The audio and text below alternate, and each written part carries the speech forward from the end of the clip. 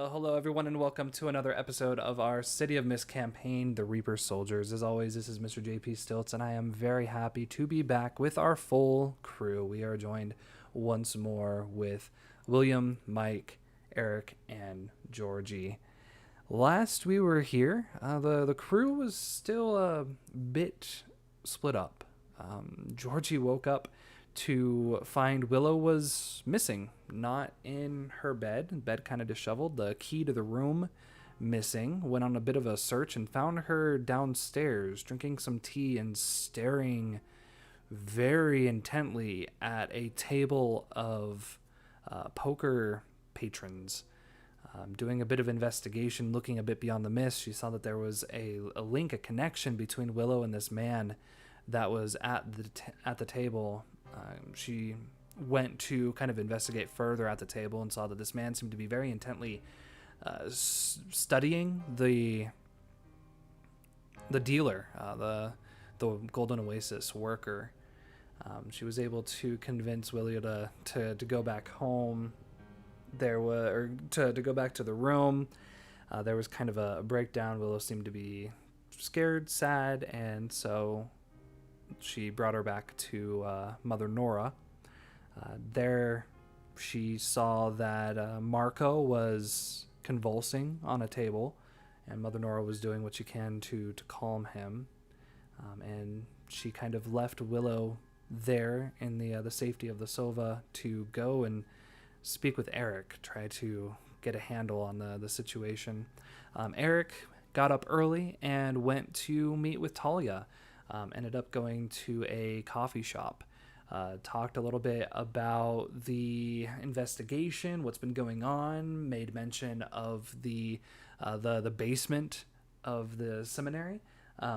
She had a bit of information for him, definitely kind of scolded him for going into this place as it was quite dangerous. He provided her with the snippets of the code, the code that he had split in half to provide some to Horace and some to Talia, as he was not able to understand it, hoping that they might be able to figure out what this message said.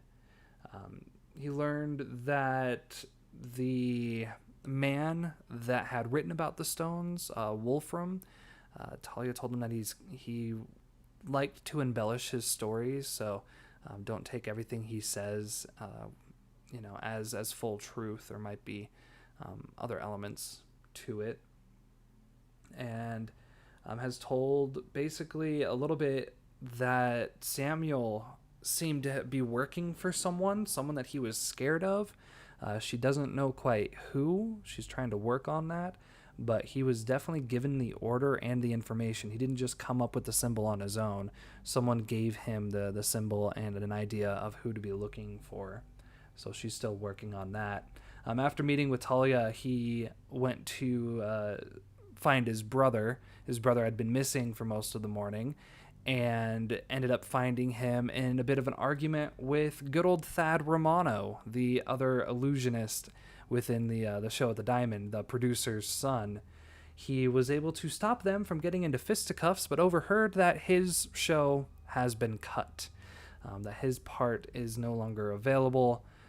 He definitely has something to say about that, but that was not the time. He also learned that his brother had done a bit of sneaking around earlier in the day, that he may have been caught at the pit safe house trying to snoop. And he told Eric that Horace, the leader of this other group, is trying to get as much evidence against the Order as possible. Because of the Keeper's Notebook, he knew of all of the safe houses and was specifically looking to get details. Eric provided some information about what might be available and has kind of offered to do what he can to protect his brother. Speaking of the pit, that's where we found William. William was actually Mike was the one that found Thad snooping around. Was able to escort him away, but by doing so lost his donkey and ended up having to drag the wagon around on his own. towards the end of his route, he noticed that the bar that had asked him to do a bit of a garden had received all of their supplies, and Wendy was there with some flowers as well. So they kind of spent a bit of their day going through and planting their garden. Towards the end of it, he had a strange reflection through his glasses that while he was very proud of his work, the thing within his glasses was also very proud of his work. And that's kind of where we left off last time. William, you've primarily been... Well, you went home, obviously, after Wednesday night. You went home, found your wife sleeping as things were, and maybe it's starting to bear down on you as it's about mid-month, about the time that certain bills start to roll in. It's starting to get towards the end of summer break. More staff is going to start to return to the school in the next few weeks. You are scheduled to actually have had a meeting with the superintendents tomorrow on Friday, but that no longer interests you. So that being said, you've told your wife that you are working for this individual, Samuel. She trusts you for a moment, but you know that you need to start showing something. Being able to pay the bills, provide support. You have a child on the way. You're going to need to buy things, cribs and bottles and clothing. What is kind of William's main goal right now? Because you seem to have...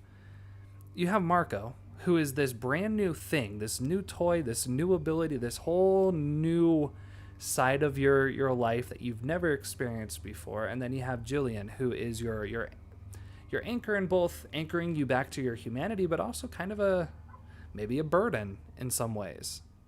What's in the forefront of your mind? Is it to provide more support for Marco and the changes he's experiencing, or for Jillian? I've kind of done away with that whole school teacher life thing, but I can't bring myself to just get rid of my wife. Right. But she is a bigger issue, so I don't know what to do with her. Right. It's not just her. I mean, there's so many layers to this. You're living in a house right now that you don't have for very long. Your main doctor has been sucked into Mike's glasses. There's the nightmares you've had about things being done to Jillian. Obviously, there's just almost this lie that you've told her as well, that you are looking for work and in fact have an opportunity available to you. I mean, the doctor doesn't need his house anymore. That's true. And it's a step up. Maybe a step down in area, but it's a step up in a house. Yeah. You definitely know the location. So I could just move her there while I try to figure out how to deal with the school board. Right. How would a conversation like that go? That's a good question. Well,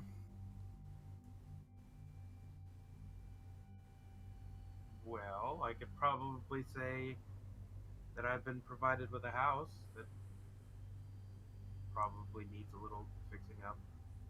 Well, the doctor, it's a brownstone, so it's basically you have the physician's office on the bottom floor, and then the top floor is the apartment. So it's all kind of connected. Both his business and his home is all one.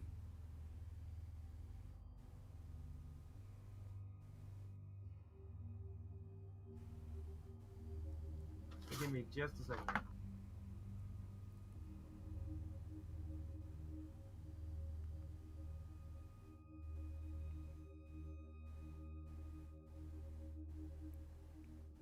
Well, I mean, I could move in, and she could learn to be a doctor. I could learn to be a doctor. Oh, I could be a doctor. Oh.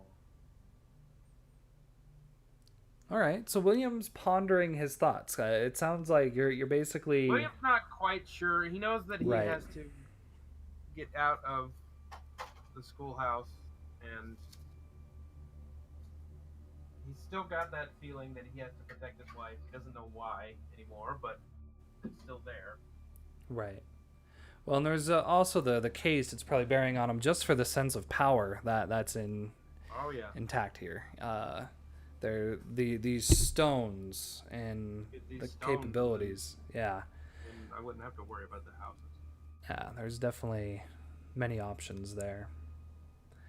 So we'll kind of transition here. Eric, you had finished talking with your brother for a bit. Obviously, you've learned a lot of information in the past few hours between your show being cut and now your brother being tasked to go steal basically from the order. After you had your conversation with him, what was your plan from that point? Whew, now I got to remember that.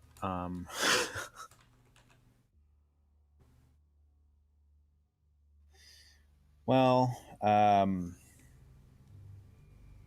the situation with the show is bad, real bad. Um, that's just, I believe, was 2 weeks out. Right. And he cut it basically. He didn't want duplicate shows in there, and so it was a money thing. Wasn't getting enough money, and obviously he's going to pick his son every time. It's favoritism. You know how it Yeah. is. Hmm.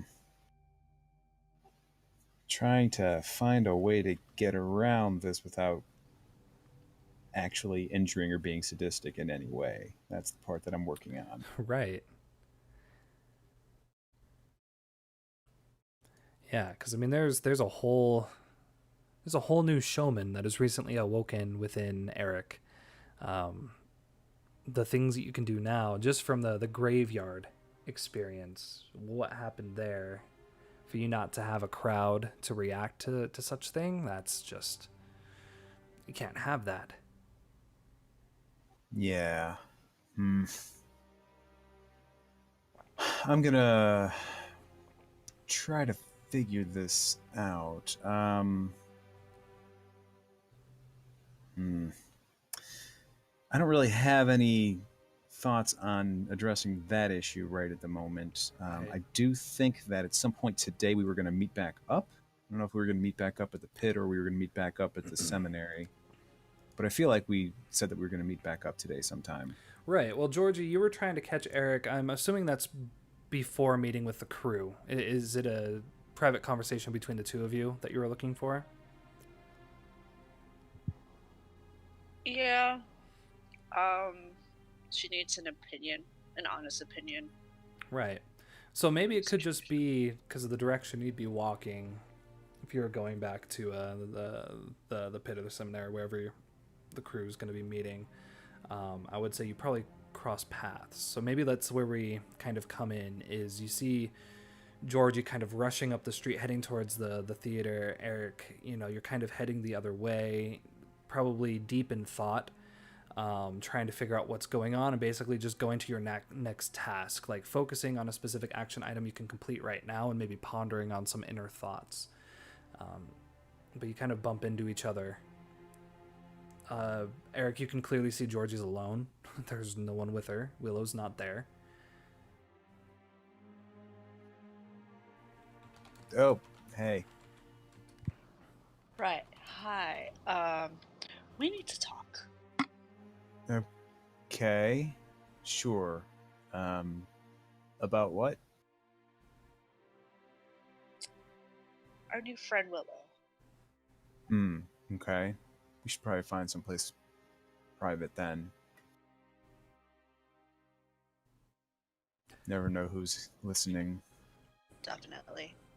Well, this is your neck of the woods, so any suggestions? There's probably, I think, I think I'll swing by the garage, the shop, my place where I put stuff together. Mm-hmm. That's I know that the order knows where that is, but they don't really have any particular reason to be checking it out right now. So this is as good a place as any. Right. So, off we go. As you get there, it looks like Martin has probably just recently left. You see some of his tools are still laid out, so he may not be gone for long, maybe going to get some supplies. But you kind of you pull the big long door open, kind of shut up behind you. You turn on the lanterns, get a bit of light in there, and yeah, Georgie, you see the mechanisms of you're in a way looking behind the curtain. And Eric, how much of this are you protecting? Like, you know that you and Georgie obviously have a bond beyond, an audience member, but this is still kind of allowing someone into a private part of you. Yeah, I think most of the really proprietary stuff is probably like under covers, under tarps or what have you. Right. So a lot of what's probably like out to be exposed is the stuff that is for like, for looks for the show, like the crafted dolphins or whatever it was going to be around the tank, Right. things like that. Right. There's probably like on the back wall there's probably like a bunch of different sets of handcuffs and locks and stuff that are just kind of all just sort of hanging there. That's probably where Eric gets his practice. But that's okay to be shown. So, and Georgie, in a way, you've probably been behind the scene before delivering outfits. If you kind of work in that industry, it's possible you've been to different theaters, operas, things like that, and maybe have at least seen kind of behind the curtain of different shows before. So it may not be all that unfamiliar. But yeah, it seems it's not unfamiliar, but she also, it's a little mean, but she doesn't really care. Right. It's like not her type of entertainment, so she's just like, yeah, okay, whatever. Right. I have machinery too, so it's no biggie. Right. I don't know what it does. I don't care.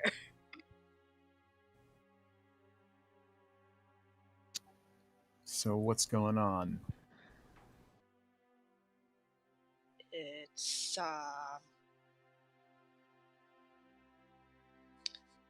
a little more complicated than we had thought. I don't like the sound of that. Willow carries a power.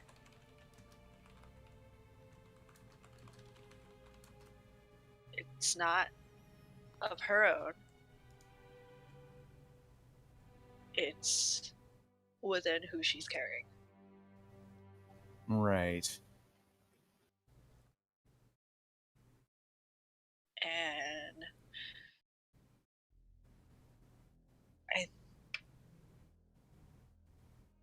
I think she's starting to awaken.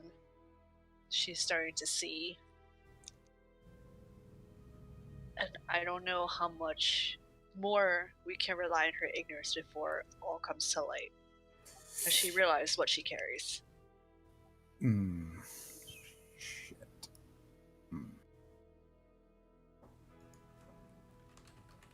She's with Mother Nora now and the other ladies. But I can't keep taking her from place to place, risking her learning too much, too soon, and something going wrong because of it.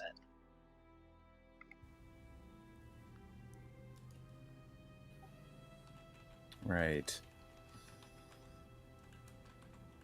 So,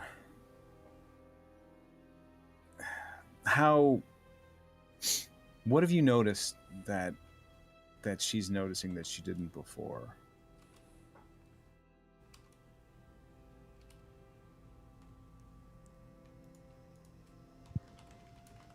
There seems to be a bit of a dark side to her. I don't know if it's triggered by her stress or moving around or the situation of it all, but it's unpleasant, and I don't know what that vein of thinking will lead to if we don't figure out what to do with her. We can't keep stashing her. What kind of dark side are you? What is she doing? There's a vengeance in her. We went to the what is it? Golden. Oh my god. I don't want to say corral because not corral. Golden Oasis. I really want to say corral. There you go. She's getting out dinner. She's just You're going taking to a go around. vengeance on that buffet. Yes! Oh my. It would seem that her late husband had a bit of a penchant for gambling. And the vitriol that just poured from her face when she watched him play. I don't know if it's because of who was playing or if she saw something more, but gone was the girl that we had picked up in that moment. And it was just... it was unsettling. Yeah, I can see why it would be. That's a lot of power that's inside of her.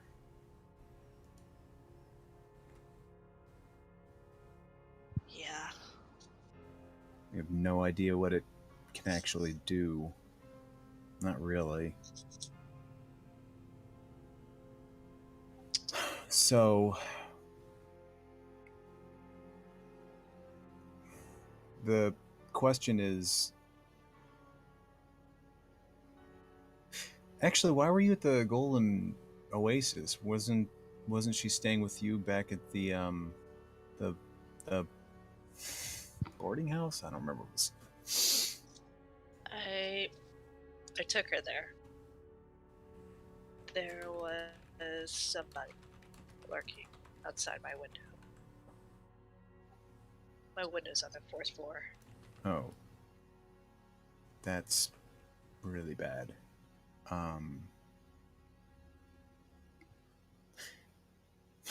But they didn't... There was somebody out there, but they didn't do anything. They just watched. I don't know if they had done anything while they were up there or if they were just watching, but they know she's there. And she was hidden until then, so I don't trust it. No, I don't blame you.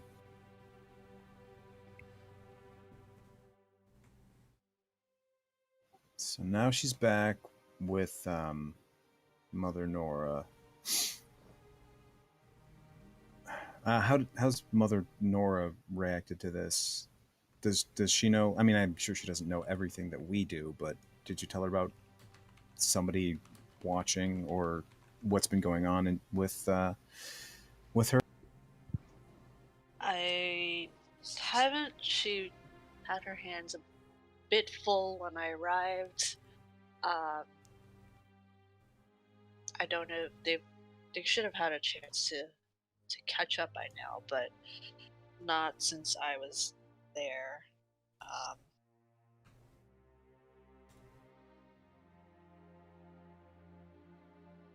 mean, I don't know what to do in terms of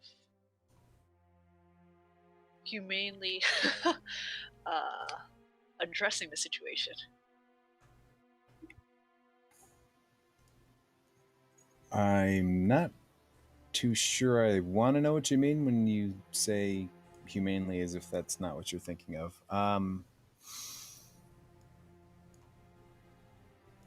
So I think that the main reason that we wanted to take her away from the slums was because of the situation with Samuel, and because we didn't want the information that she had this birthmark he was looking for. Like, we didn't want that to get out because we didn't know what Yasmin would do. As far as I know now, Yasmin is occupied. Samuel is taken care of in some fashion or another.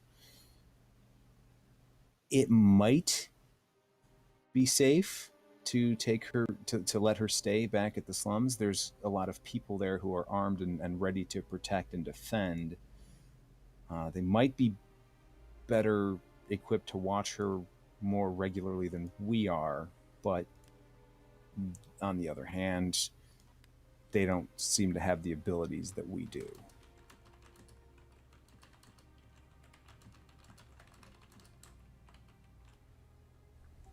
It might be worth the risk, though.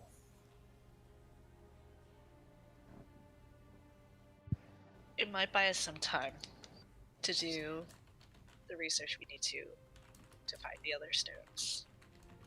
And to find out what to do with them once we have found them. Yes.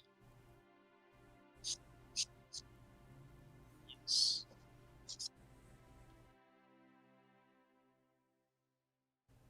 All right.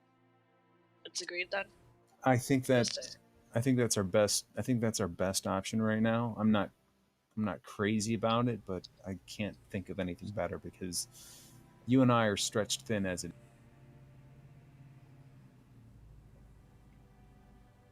Yeah. All right. It's agreed.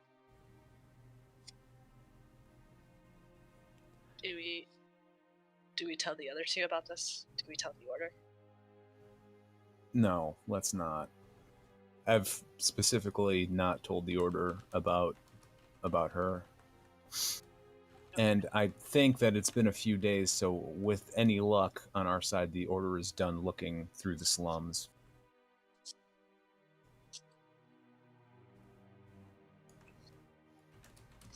And I heard a rumor that Talia is going to be having a lot of other stuff to occupy her in the near future.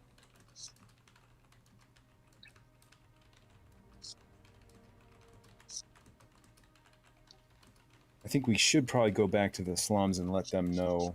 Did she take all of her stuff? Yeah, she has her things with her. Okay.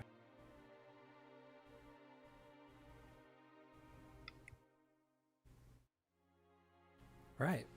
So Eric and Georgie prepare to head back to the slums. William, I would assume that at some point, again, with the understanding that there's a lot of power to be handled there, and, well, you don't want to be left out of the loop, you would probably head to, assuming you all, well, I guess, where would you have agreed to meet? The seminary with the strange basement, or back to the pit where you kind of, your regular place, the new or the old?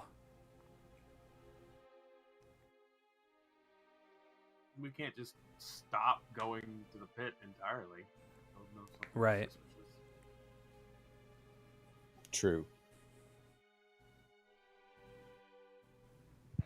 We could go back and see if Frederick has any, I guess, updates on what Talia's up to, just to make sure she's occupied. All right. Yeah. So Georgie and Eric are heading to the slums. Mike and William heading to the pit.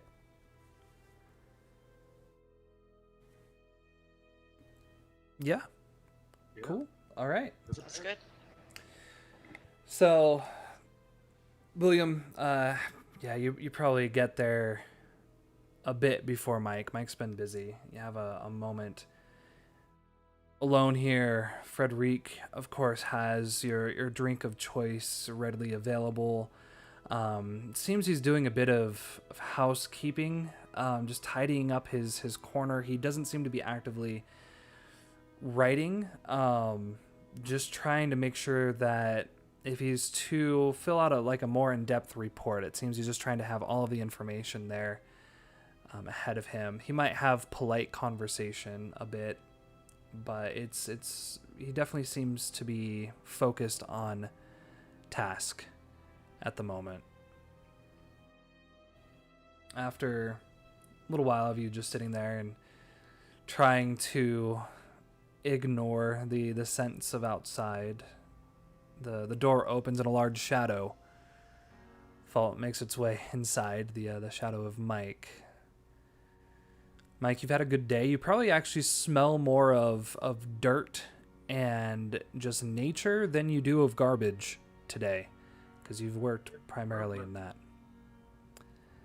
So the scent is a bit strange. You can see that, well, it's really just you and William.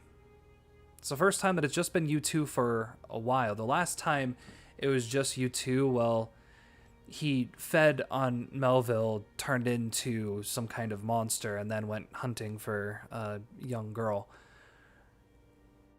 You haven't really had a chance to touch base since then, and things have definitely happened on your side. So as you kind of get settled, Frederic brings your drink as well. What's the conversation between you two? I'm still not too happy with it. Yeah, it's gonna be a cold silence. I mean, I'm coming to terms with what has happened, and I'm seeing it as a good thing now, but I'm still not too happy that he's done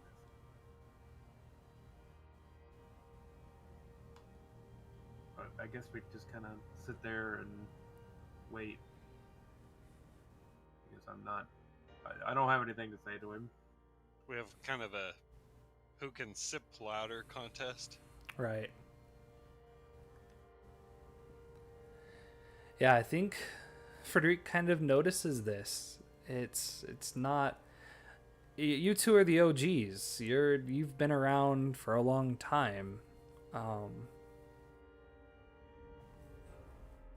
Maybe you see him like take a couple notes down just of the general feel of the group, but nothing really more than that.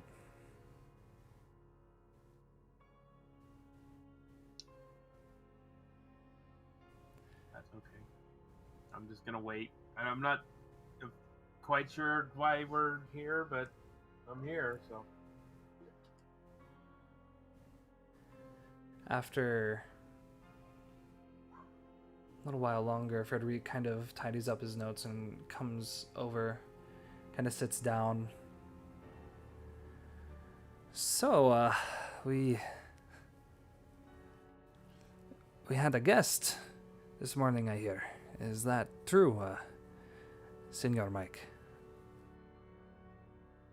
Yeah, there's somebody skulking around a little bit. Right. Do you know what they were looking for? Is it common for people to come and try to steal things from the pit? No, I don't know what they were looking for, but they were in this area. Just gonna skulk out. Yes, they seemed to try to get into the door. I noticed the lock was a bit damaged on my way in today. Do you know who this person was?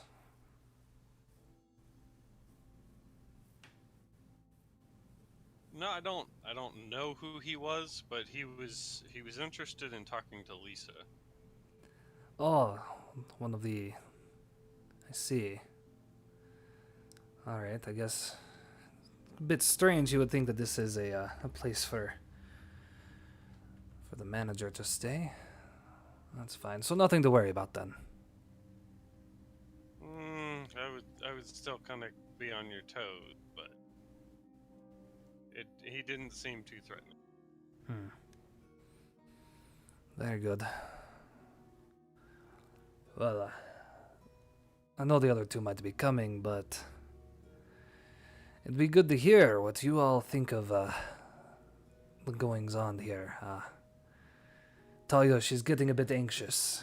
You'll know how she is. You've been dealing with her for quite a while, but she's wanting to make waves. And well, what else have you learned, if anything? What can you tell me?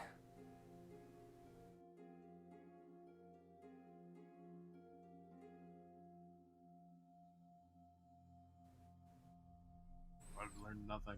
Nothing. All right. That's not the problem. We can sit and wait for the others.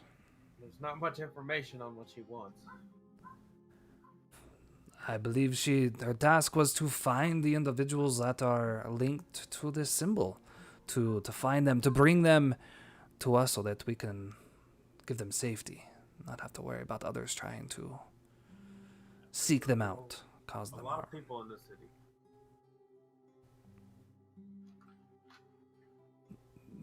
What do you mean, sir? A lot of people in the city are linked to this symbol? Well, there's just a lot of people to go through to find this thing. Right. I thought you had... Oh, what is... I thought Eric had a more direct idea of who to look for. It seemed you all had a plan of action to seek them out. Do you truly not have anything you can do?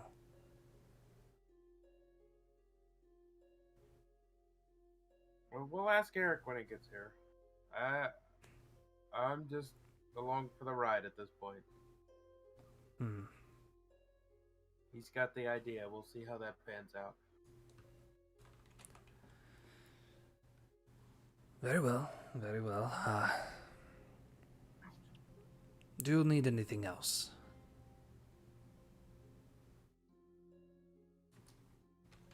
Nope, I'm fine.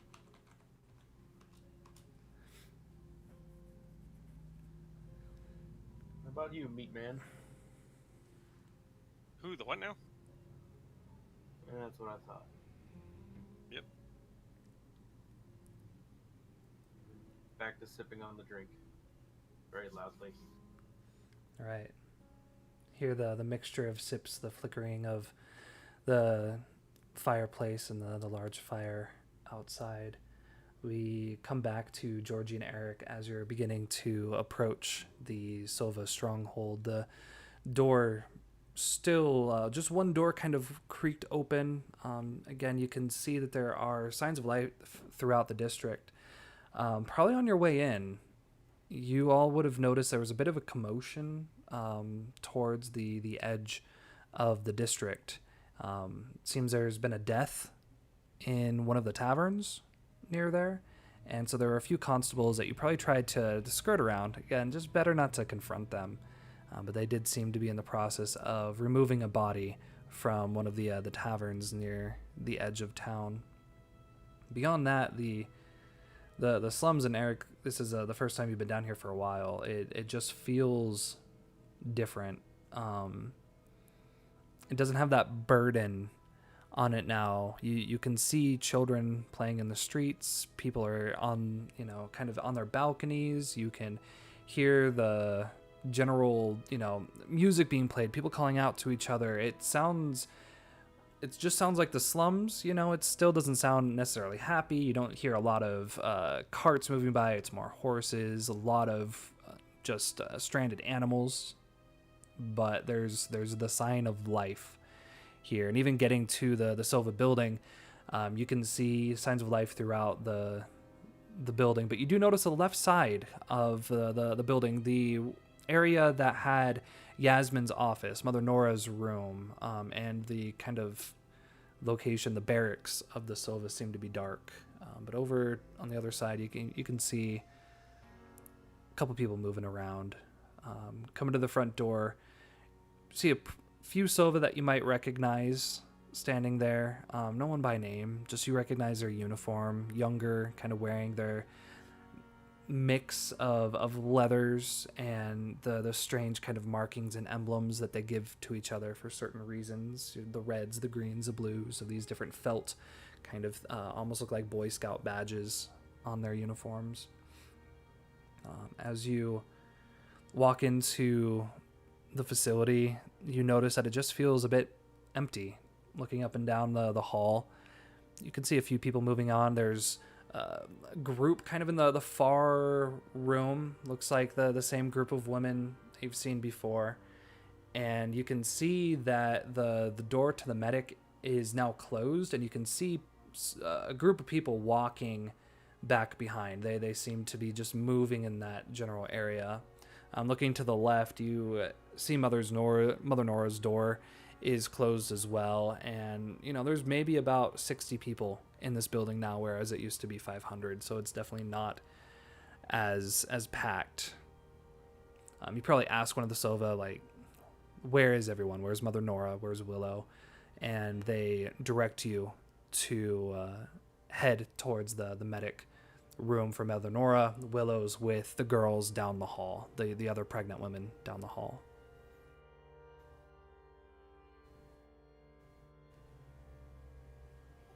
Okay, head that way. Who are you going to speak with first, Mother Nora or Willow? We should probably talk to Willow first to let her know what we're thinking. Right. Yeah, as you make your way kind of down the hall, there's probably only 4 or 5 people in there. 2 of the other pregnant women, I think Amy Hill is in there as well. They're all just kind of sitting around having a conversation. Willow's sitting with the group, but her legs are crossed up underneath her. She's kind of leaning up against the back wall in the back of the bed, just kind of watching the group. Doesn't seem like she's interacting very much. And looking at her face, she has her eyes are kind of red and puffy. Her cheeks are a bit blush. It looks like she may have been crying for a while. She just kind of looks like someone that's been having a hard time.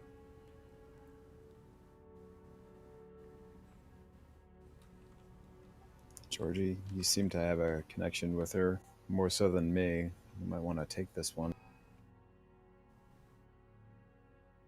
I'll back you up, though. Alright. I'll go over and sit beside her. Like, how you doing? Right. She notices you and kind of leans. Oh, you're back. No, I'm doing better now. I think I was just going a bit silly out there, moving around so much. Just got my head kind of in a spin. But I'm doing good now. We got to go somewhere again.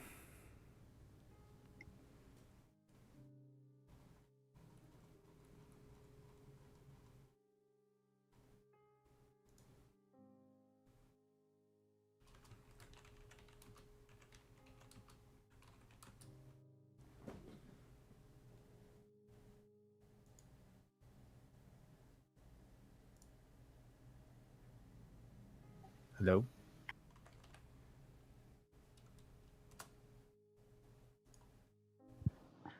Cool. Is my mic off the whole time? Nope, it's back on. Now it's on. Awesome. So much for that heart to heart.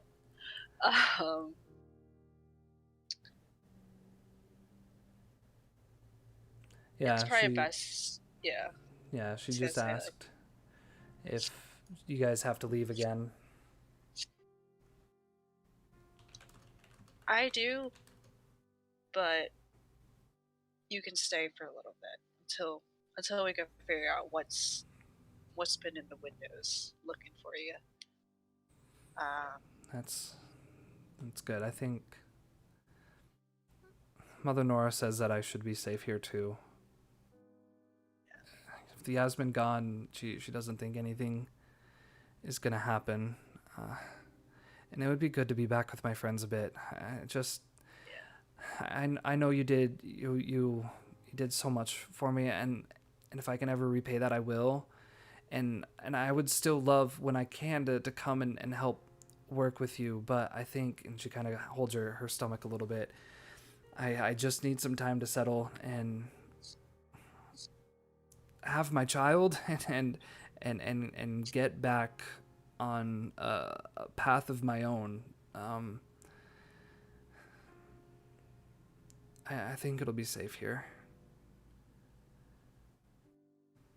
I do too.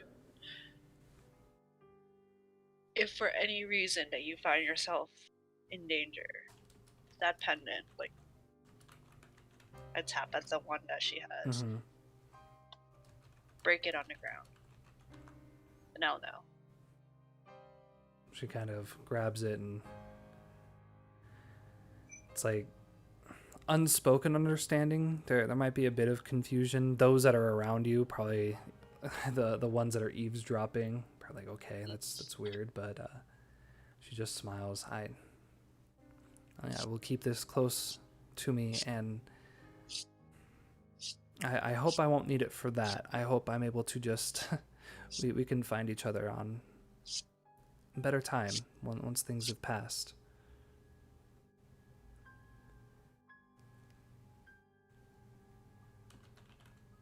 A small smile just kind of like flickers. When you're ready, we'll have you back at the shop. I promise to keep practicing. She kind of points around the room. There's a lot of patchwork that needs to be done. You see a lot of holes and stuff in the blankets. I think I'll hopefully come from next spring. Maybe I can help with the new season. She kind of leans over and just wraps her arms around you, try to give you a hug. I know I was a burden, and I'm sorry for that, but thank you so much. I've never had a stranger that was as patient and understanding as you are with me. I'll never forget that.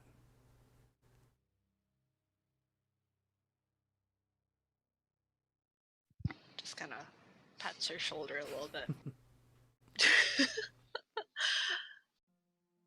Don't worry, we'll see each other again before you know it. Take care, I know. okay? Yeah, stay safe. I'll try. Few of the other women kind of smile as you walk by as a bit of a thank you as well for protecting one of our own. Eric, as you're kind of standing and watching this, you hear the door open behind you and you hear someone kind of approaching from that way. You turn to see the gray cowl and the very worn face of Mother Nora. She kind of walks. Oh, you've returned as well. Oh, that poor girl. Are you coming to take her away once more? Not this time. Good. This time, we think she might be safe. She is. She kind of sees Georgie making her way. You two, come with me. There's something we must discuss. She begins to lead you both down the hallway. As you pass by the medical room, Georgie, you can look in. You can see that Marco's still on the table, but he's not strapped up anymore. It looks like he's just resting at this point. You can also see that Henry, and you remember Henry. Henry was that other shape that was actually walking around. He seems to notice you, but he doesn't seem to recognize you. He has a large, it looks kind of like a robe, but almost a medical robe on that's kind of tied around his waist, and he's just kind of shuffling around like he hasn't been standing for a while, loosening his muscles. But he just, you see him as you walk by. She leads you into her room, and it's just feels like she hasn't been in here for a while. You can almost see a bit of dust on the furniture. But she goes over, she turns the lantern on a bit, she grabs a chair and kind of pulls it close and has you both sit down. Kind of has a long sigh, like this is the first time she sat down in a while.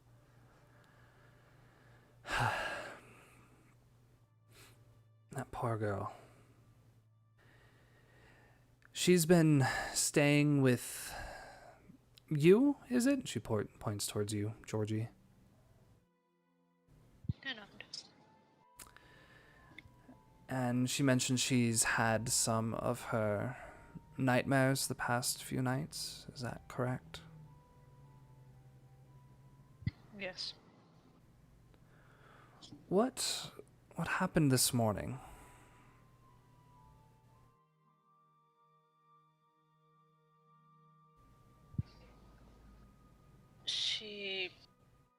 She has to come back. And in that situation, it was the best solution. We couldn't stay at where we were trying to hide. It was too risky. No, I'm sorry. Let me. When I spoke with the girl, she was under the impression she had seen someone that she shouldn't be seeing. A chance encounter, an experience at this place you were staying. Do you recall anything?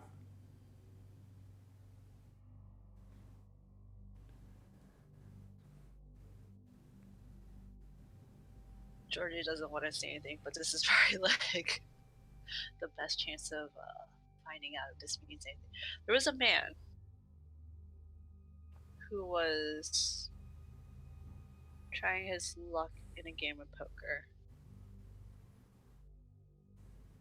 And she was staring at him with such an intensity. It was difficult to say, but it was the same girl. I see. Has she been losing sleep, perhaps? Do you feel like this was her true wit, or may there have been a bit of drowsiness or other things may have caused this? She has had nightmares. I want to say her sleep hasn't been terrible, but she was fully awake when I found her. Did you have a good look of the individual that you saw? Yes. And where was it that you were at? Another We were at townhome, or the good in Oasis. you took her to the casino? I see, alright. I thought it best to hide her amongst millions. She kind of smirks. That's wise. So this individual, can you describe him? Do you remember what he looked like?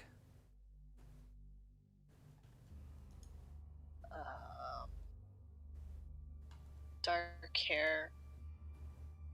Is he middle-aged? Like, I don't remember his age. Yeah, he looked like mid-30s, something like that.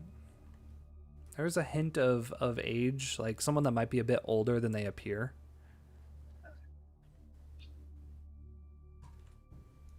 He didn't look terribly old, but established.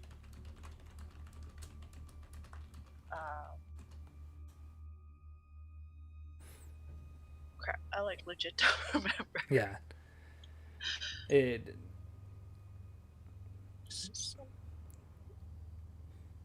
As you're kind of describing this, she gets up and goes over to one of her cabinets and begins to rifle through. You can see that there's a lot of paperwork in there. It looks like it could be identification, maybe even some birth certificates, like a mixture of things that are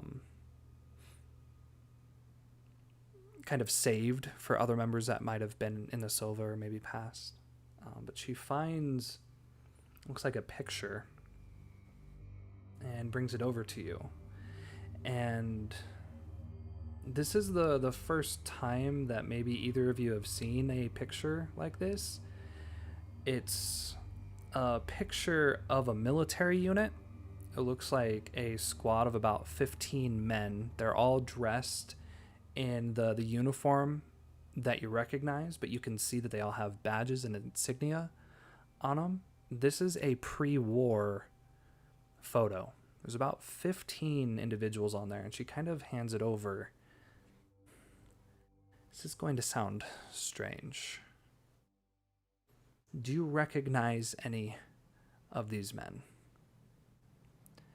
And Georgie, as you look over, you kind of study the faces of the first 6 men down on the bottom row, and you study the faces of the next 6 men that are above them. And then you look at the back, and there's 3, and they seem to be fairly high-ranking individuals. And standing right in the middle of them with the mark of Major on his chest is the same face that you saw intently staring at the dealer back at the Golden Oasis.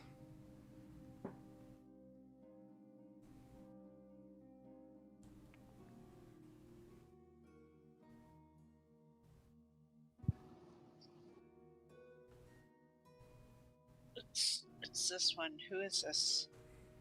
She looks. No. This can't. This can't be. I thought. What you say is true. That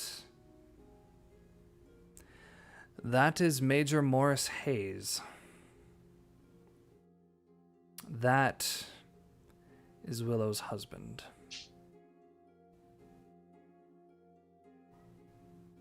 But was he deceased? He, like many, died before the recent events. But he did die. An alcoholic binger went a bit too far, and he found himself in an early grave. If it is true that he is out there, this must be another one of Samuel's schemes. Did this man see Willow?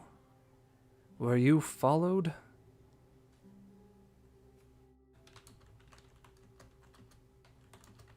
I don't think he saw her. I think she was watching his back. Right?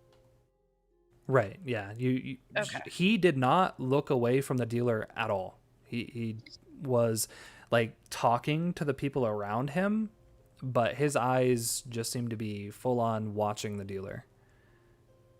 The only thing, and again, you probably, Georgia, would remember this, is that you remember seeing a connection between the two of them, almost like this electric line or umbilical cord that was attached between him and her stomach as you kind of looked past the mist. Yeah.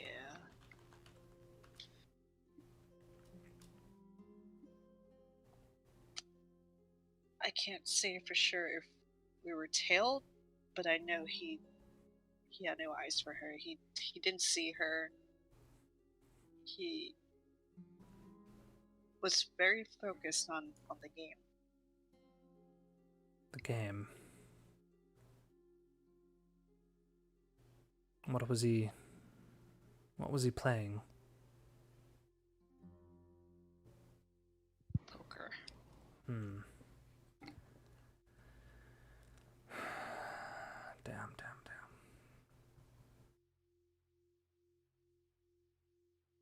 All right, well, I guess it's good that her mind has not completely broken then. I have convinced her that what she saw was nothing more than an illusion caused by sleep deprivation. She seems to believe that truth for now, and I believe that will be the best truth for her to believe in the moment. This is far and beyond anything the poor girl needs to deal with. We have seen what happens when our loved ones come back to rejoin our lives after nearly forgotten. Many of our departed have been a part of this game for too long. Yes, I think this is something I will keep to myself. I will keep an eye out and certainly put this over on alert to keep an eye out for a man of his description, but if he is not aware of her, then she should be safe.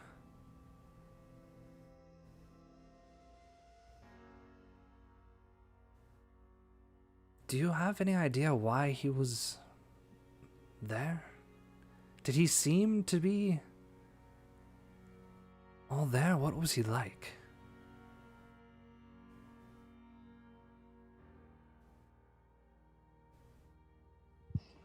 That place is a strange place. Morris was never really a people person. He was angry and, well, he was a drunk. So to find him in a crowded place, I won't lie if that doesn't make me a bit confused. He was very focused on a dealer. Looked at no one else.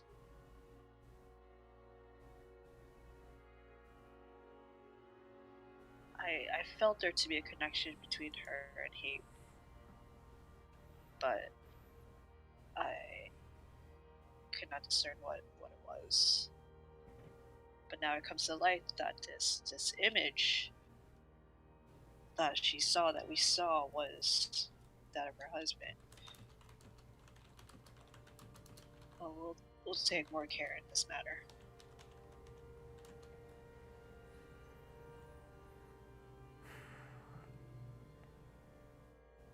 You both seem to be well managed when it comes to this scenario.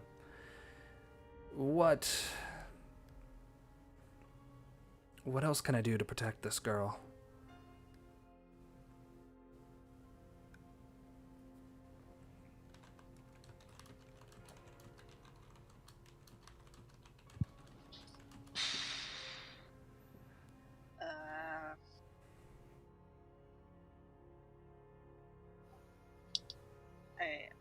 I don't know if anyone really can feel her connection to him, or if they would even put the two pieces together. But keeping her amongst the pregnant women might offer some semblance of hiding amongst millions.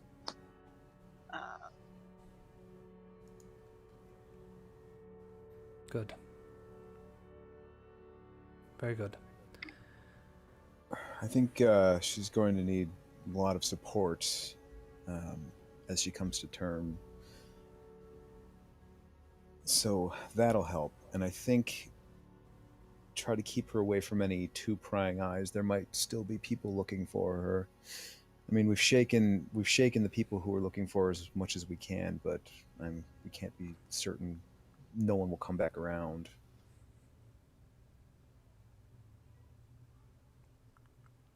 Right.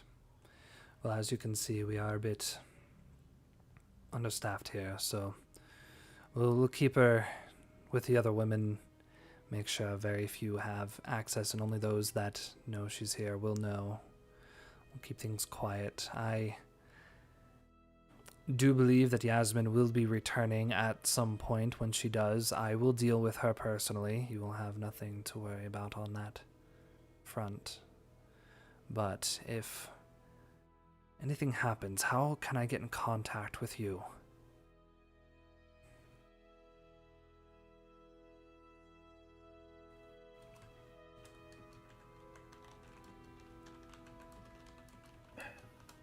You can send a message to where I live, and I will give them the address.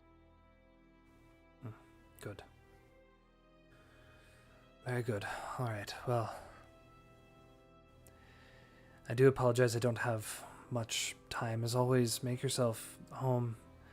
Grab any food you might need. I must go and... This poor boy has been dealing with this great sickness, so I need to go and watch over him. What's wrong with him? I'm not sure. It seems he's developing some fever, flu, just immense. He's been unable to keep anything down. Just a great fever. When Georgie was here earlier, he was having convulsions, but those seem to have calmed down. He's resting now. I'm not sure if he caught a bug or something over the past few days, but he seems to be coming out of it. That's good. Yes, we've had enough loss in the recent weeks. We don't need any more.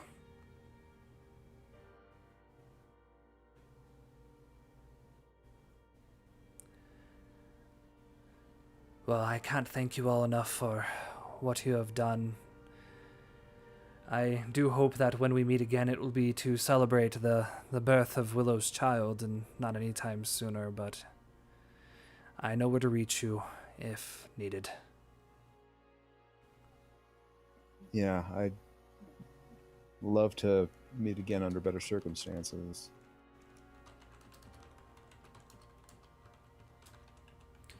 She comes over and shakes both of your hands, kind of patting them, and goes to open the door and kind of leave you both to your space. You have a moment in there, and now you've kind of seen Mother Nora's area. She's got all these documents. She has this pre-war photograph. She obviously has a lot of things within her room. Is there anything you both would like to do before you head away from the building? So, if I remember right, it's really, really uncommon for anybody to have anything pre-war, like, period, right? Right. It's not... Basically, it's the actual war that's not very well documented. There are other photos like this that exist, but because they tie into the fact that there was a war, a lot of it seems to be missing. So it is more... Basically, as far as historical things, you have the years, much, much earlier than the war, which is easier to find than the 10 or so years leading up to the war, and then finding things within the actual war times near impossible. So it's definitely... And the only places you see it seem to be gentlemen clubs or places that are affiliated with the military in some way. They've kind of kept them as just historical record. So to have a civilian have a photo like this is definitely rare.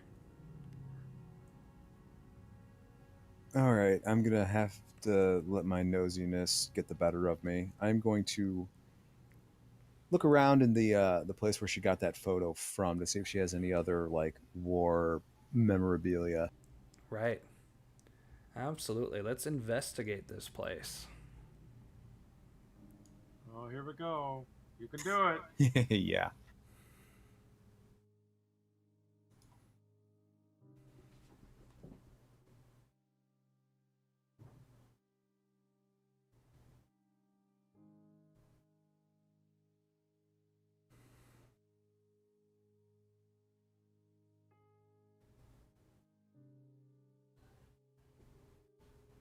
Sorry, I'm going through tags right now. Mm-hmm. No worries.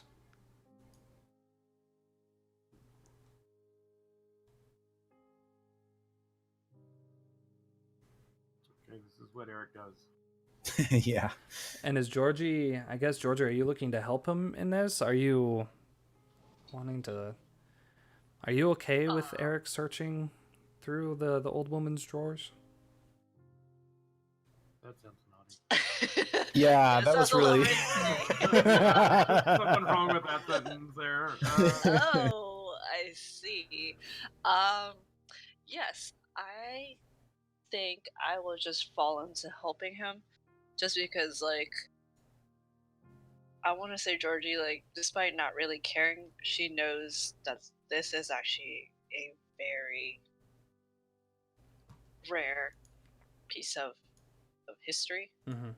It's something that she probably would never have seen unless by chance, like now. Mm-hmm. So she's just gonna casually hang out by the door and keep a lookout. Perfect. So I won't need you to sneak around then. You can just investigate. And I'll say even that paranoid tag doesn't work here because she's got your back. And yeah, it might even be helpful because I am suspicious of everybody. Right.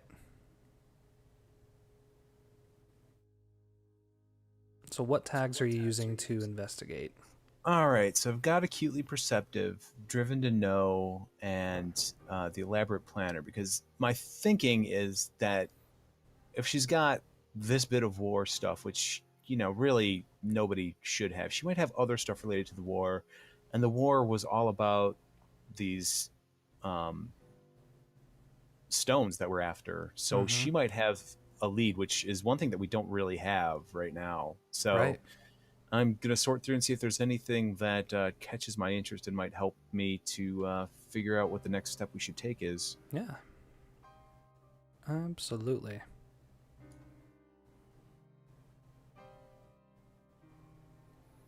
Okay, perfect. So you have 3 clues here, but I choose whether it exposes you to danger, either fuzzy, incomplete, or part true, or we get to ask you a question back. Well, let's just start. As you start to dig through, again, it looks like a lot of personal artifacts of folks that are in the district. So whether it's Silva that I brought it here to store, people that have passed away, you see primarily things like ID cards, birth certificates, maybe some medical information from folks. It's just a lot of kind of ID paperwork. You see a mixture of some photos as well. That seems to be the only one linking back to war, but you see like family pictures. You see some it looks like basic, like somebody brought pictures with them from somewhere outside of the city, like taking pictures of nature, forest, that kind of stuff. So what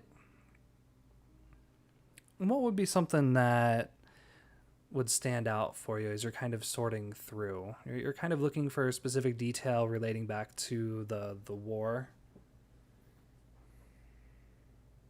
Yeah. Right.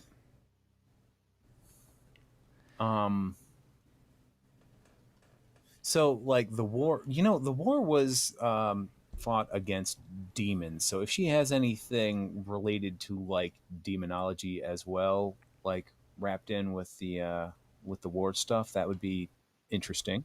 Right. So I think one thing that stands out for you is the back of the picture has the squad name on it. And Eric's fairly... Well, what's interesting is that it's in your mother's tongue. And the name of the squad is Firewalker, or the Firewalkers. But the way that it's translated into the original tongue is Hellwalkers.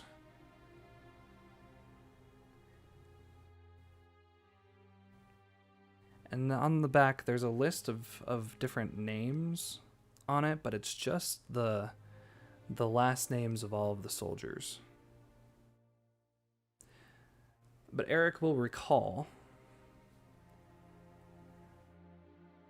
that Talia told him that this great and powerful man broke the Power Stone and merged it into the blood, the heart of 3 soldiers that were fighting with him. And you have a feeling that it's not just Morris. The other 2 faces of the other 2 soldiers are in this photograph as well. Definitely want to get their last names then. Right. It's hard for you to tell which of the faces are those.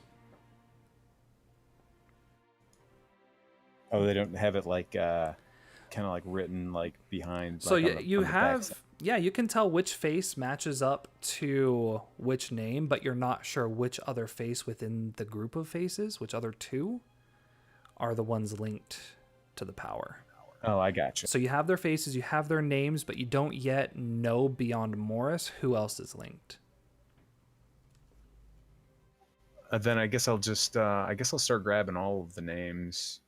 Right, you can just take Start the... sneaking around. Are you taking the photo, or are you just writing it down? No, because I don't want to lose Mother Nora's trust. Right. You know, if that goes missing and we were the last people there that she showed it to, she's going to get suspicious. So, I mean, I have the notebook that's always with me, so I'm copying those names down. Perfect. So I will send you a message with their names shortly. So we'll say that's one of your clues. So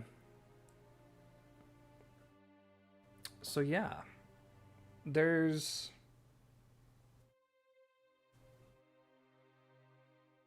something else in here, Eric. You know that Martin had that girlfriend, Melanie, in Cross End that was lost to the lake? There's... Strangely, you find her ID in this drawer as well.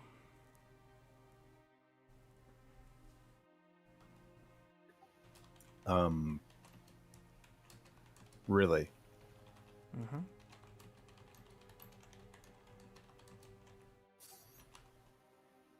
Mm-hmm.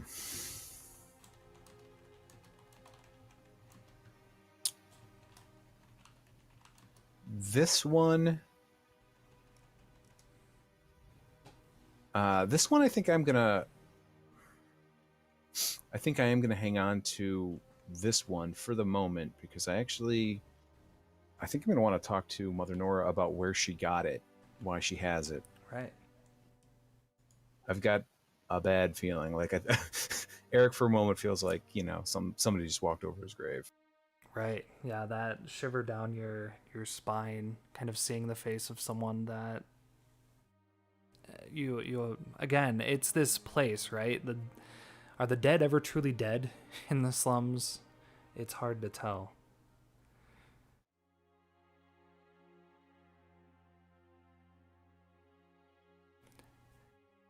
And then going through the rest of it, you start to feel maybe almost that you digging more. It's digging through the private parts of a lot of folks' life. But Mother Nora seems to have been keeping a journal for a while, and you find it shoved way in the back, like she's just tried to forget about it. Just shove it in the way back, discard it, don't worry about it. as you open it, you recognize the date, and the date starts about 50 years ago. But the entire thing's in Latin. Damn. And it seems to stop about 10 years ago. So it's got a good amount of writing. And maybe the little bit that Eric picked up in school, the few phrases and words, you can decipher it's a lot of religious symbology. It seems that this probably was a time that she was beginning her, not training, but her starting as a nun in her church, kind of noting her day to day, or the specific things that she is focusing on at that time.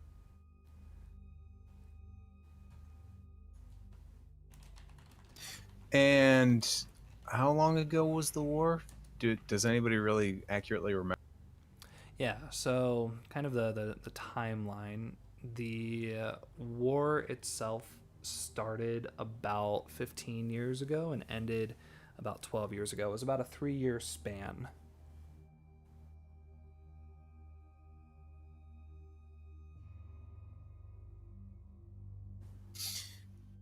Damn. Mm, hmm.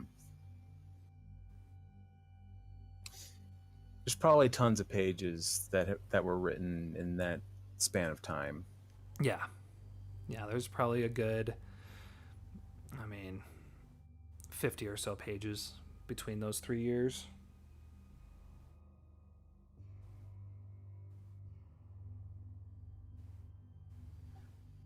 Hmm.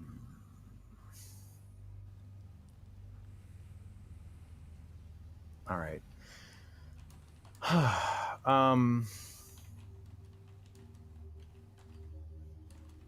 If I no, copying another language is a whole different thing. That's going to take for freaking ever. So I'm just going to remember this, Right. and maybe depending on how she responds when I ask her about this ID, maybe it won't go any further than that. But I'm not going to take this thing right now, though. I'm really, really tempted because I feel like she knows more than she lets on. But I also, again, we need her to trust us. We need to be able to, rely on her. So stealing her crap is probably not going to do that. That's probably a bad idea. Right. So I will sadly put the journal back.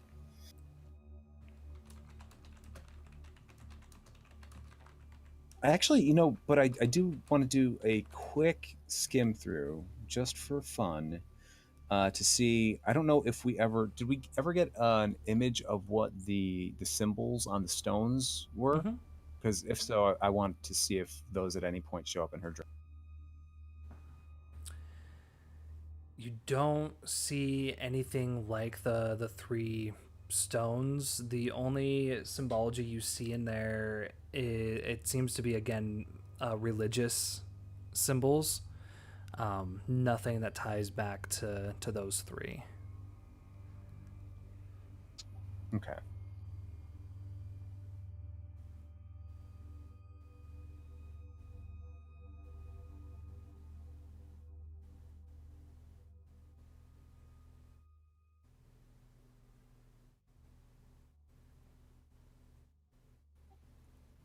Does she have anything that looks to be related to those symbols? I mean, she seemed to.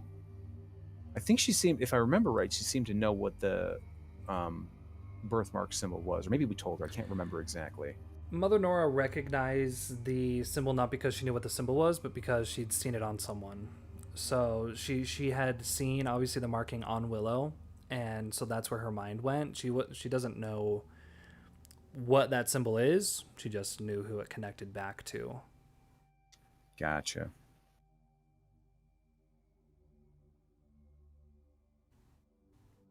Well, I don't know, guys. Anybody got anything else I should be looking for? Snooping around here.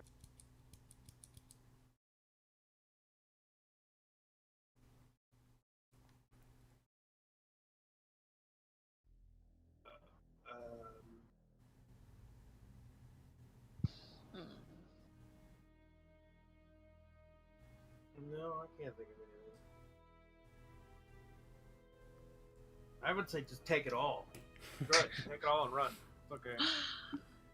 Take it all, run, set a place on fire. No, you don't set it on fire. You're gonna come back for information later. But take it all, run, get it deciphered.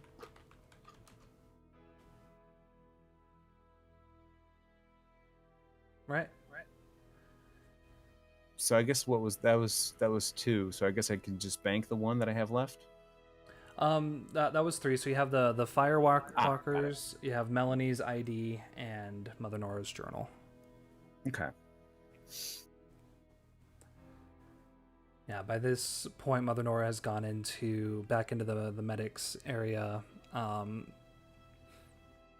The few Sova are just kind of wandering the halls. The place itself is just still kind of quiet. You probably hear that Mother Nora is talking to Henry, and she's asking him very, very basic questions. Do you know where you are? Do you know what day it is? It seems like he has forgotten many things.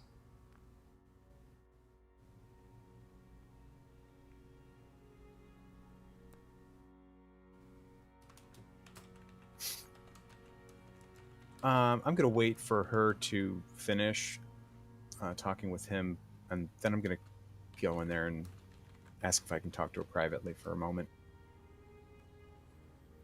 Yeah. She probably sees you waiting, kind of goes over and gives Henry a bit of water, and he sits down, kind of just staring at it. You can hear Marco snoring a little bit. She just comes to the doorway. You headed out? Pretty soon. How's he doing, Henry? He's doing better. I'm still trying to wrap my mind around how he's here, and he seems to still be wrapping his mind around who he is. So we have a ways to go, but he hasn't put his hand around my neck again, so I guess there's progress there. That's something. Every little bit counts. I have an awkward question for you. If we could step away. She agrees, walks over. Of course. Yeah, what is it? Georgie and I wanted to take another look at that photograph that you had.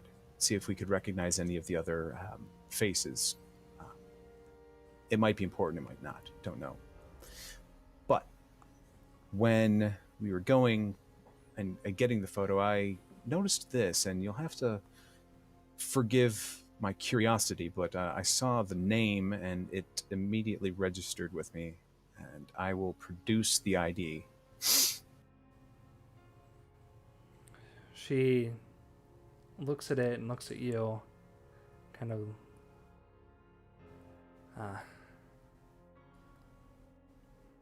you've gone into the drawer. That's, well, it's fairly easy to explain. When the dead began to reappear, I would have families bring me images of their loved ones so that we can hope to clear up any confusion. Unfortunately, mixed up in all of this over the past few months, some IDs have come through from Cross End, and she kind of points to the address. There's probably about 6 or 7 of the IDs that had been recovered and brought to me. There's a gentleman. His name is Thadok, and he lived right on the edge. I have no nicer way of saying it. He's a scavenger. He finds refuse and makes it his own. He finds a way to make a living off of it, and that's just fine, but he came across a Well, you've all heard what happened to that place, and he came across a fairly large gravesite. He retrieved as many IDs as he could and brought them to me, as he thought he would get a reward for them. He had heard that I was taking them, not quite understanding why. So I apologize for any confusion. Did you know this girl? She was special to my brother. I see. That was a devastating loss for many of us. We all had families. The church I served at was right on the edge of the districts, and I lost many that day as well. You can take this. If she was important to your brother, I don't know if it will help him. I'll leave that up to you, but no one else has come to recall it, and I do not know of any other family she may have had. I'm afraid I'm not familiar with the girl myself. She wasn't one of the ones that was walking around. Was she? No.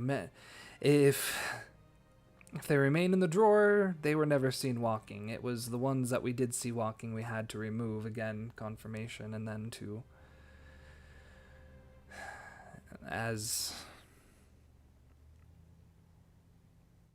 this might sound cruel,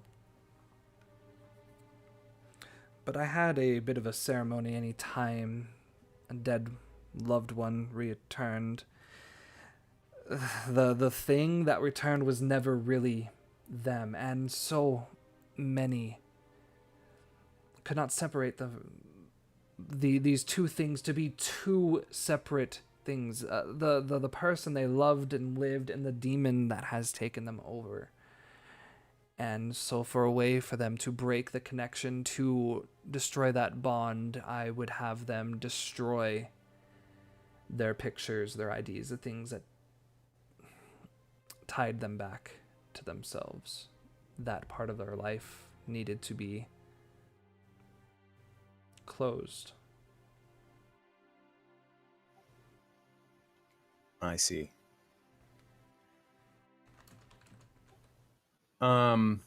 I don't imagine that I got the sense she was holding back, but did I? No, you feel like she's being open and honest. I don't think she's trying to hide it. I mean, for her, this is just her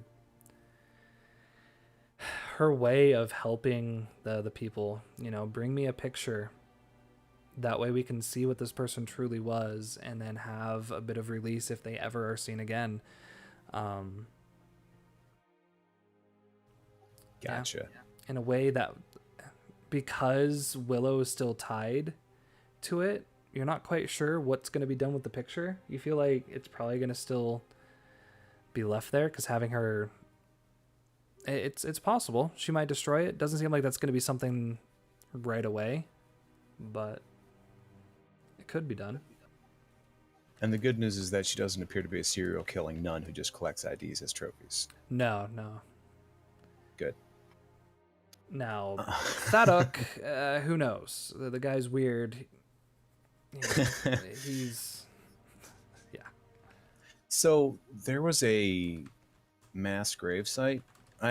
Maybe I just misunderstood. I thought that that whole section of the city got completely washed out and nothing was recovered. Exactly. That's what the newspapers told you.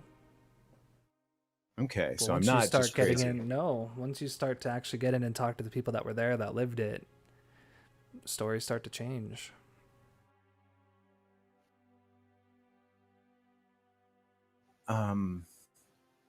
Where is I'm talking to Nora. Mother Nora. Where is the gravesite, by the way?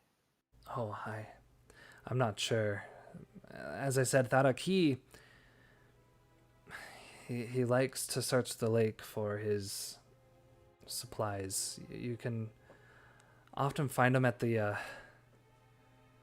well, I guess where the rail yard used to be. I'm not sure what it is now. I think they might be converting it into a dock for the lake.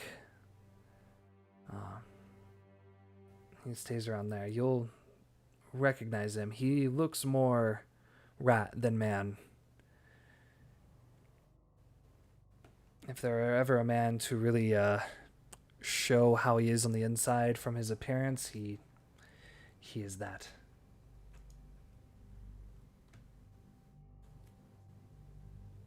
Thanks.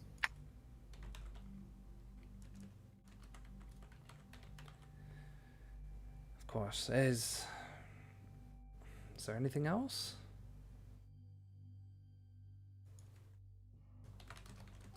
No, nothing just yet. If I come up with anything else, I know where to find you. Just kind of taps your hand. You do. I know how to find you as well. And that's all that I wanted to get from her. All right. So from there, I take it Eric and Georgie begin to head to the pit. I think so. Sure. Right. Mike and William, as you're sitting there quietly, you notice something a bit strange up above the fireplace, kind of nearby the random drinks and boxes. There's this, looks like a geode that you've probably just noticed and thought it was decoration, but it starts to blink, and all the gems inside are kind of this dark red. It starts to blink, casting this red light throughout the room. Frederic kind of stands, looks, all right. Step back for me. This isn't... I guess Talia's on her way. He goes to the box he'd gone to before with that thin grain powder, throws it into the fireplace, and with a splash of blue flame, Talia emerges and steps out of the fireplace into the room, looking around, seeing both of you there. Kind of straightens her jacket a bit, stands up a bit straighter. Where's everyone else? They haven't shown up yet. Why? Where's the girl? Where's Georgie?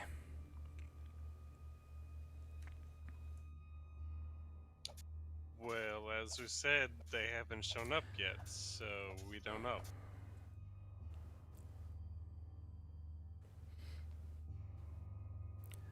Have you two been holding out on me as well?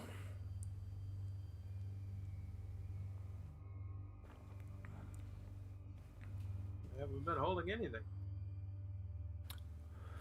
This girl that was here the other day, one with the red hair, what do you know of her? I just met her the other day. Absolutely nothing.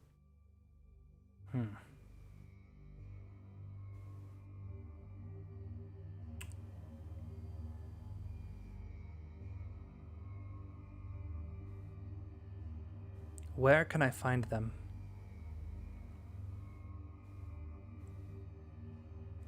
Have a seat and wait for them. They should be here soon.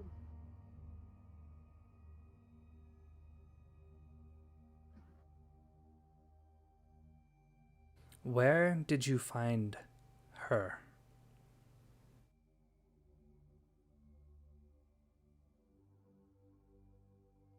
I've never seen her before except for the other day, so I have no clue.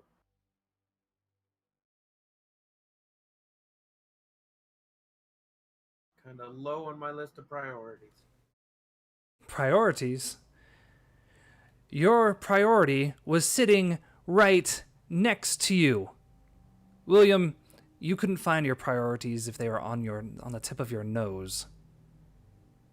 That girl is the one that we are looking for.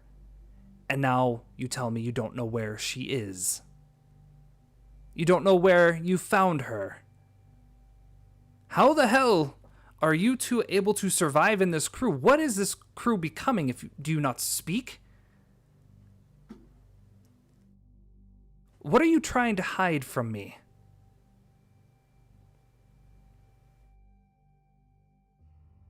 I don't even know her name.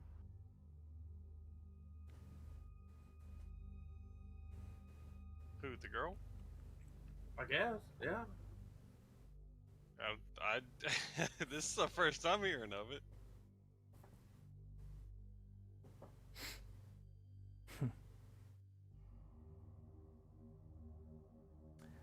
All right.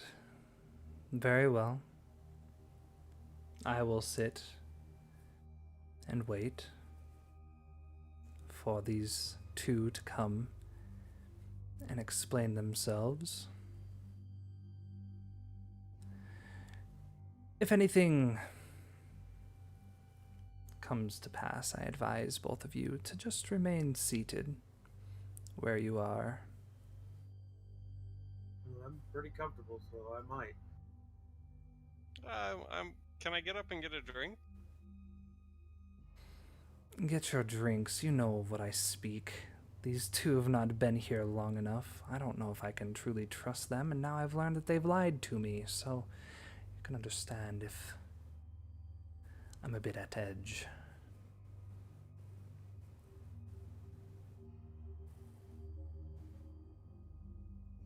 She sits. And it's even more awkward. Frederic appears to be kind of shaking in the corner, like he just doesn't know what's happening. That red light has never gone on before. Like, this is a bad situation. And Guess we wait. after a while, Eric and Georgie, you get to the pit. It's a bit later in the day. Sun's beginning to set. The stench is high. You make your way to the door. As you open the door, you can see Mike and William sitting, sipping on drinks. Talia is leaning on the table, her cigarette burning very quickly, staring at the door, waiting for you to come in. As the door opens, she stands, but you have a moment.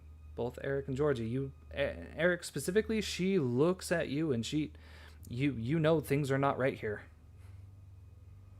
You just talked to her this morning. Everything was kosher. But the look she's giving you right now is the same look that your mom gave you when you broke her antique vase and you blamed it on your brother. Uh-oh.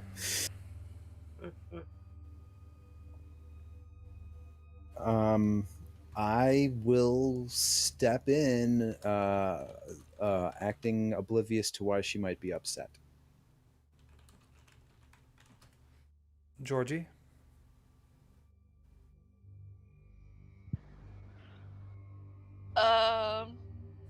Georgie's kind of grown up in this sort of situation, so she's just gonna put on her poker face. Like, okay, she's here. Why?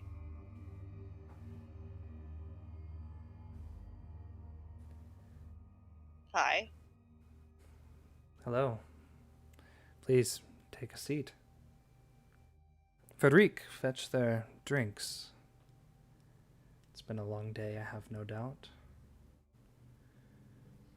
Just here to observe. Do you have anything to report kind of addressing the crew. Any progress? Eric, I know we just spoke this morning. I apologize. I haven't been able to get that code yet to our historian. Should have that done in not too much time. But any progress today?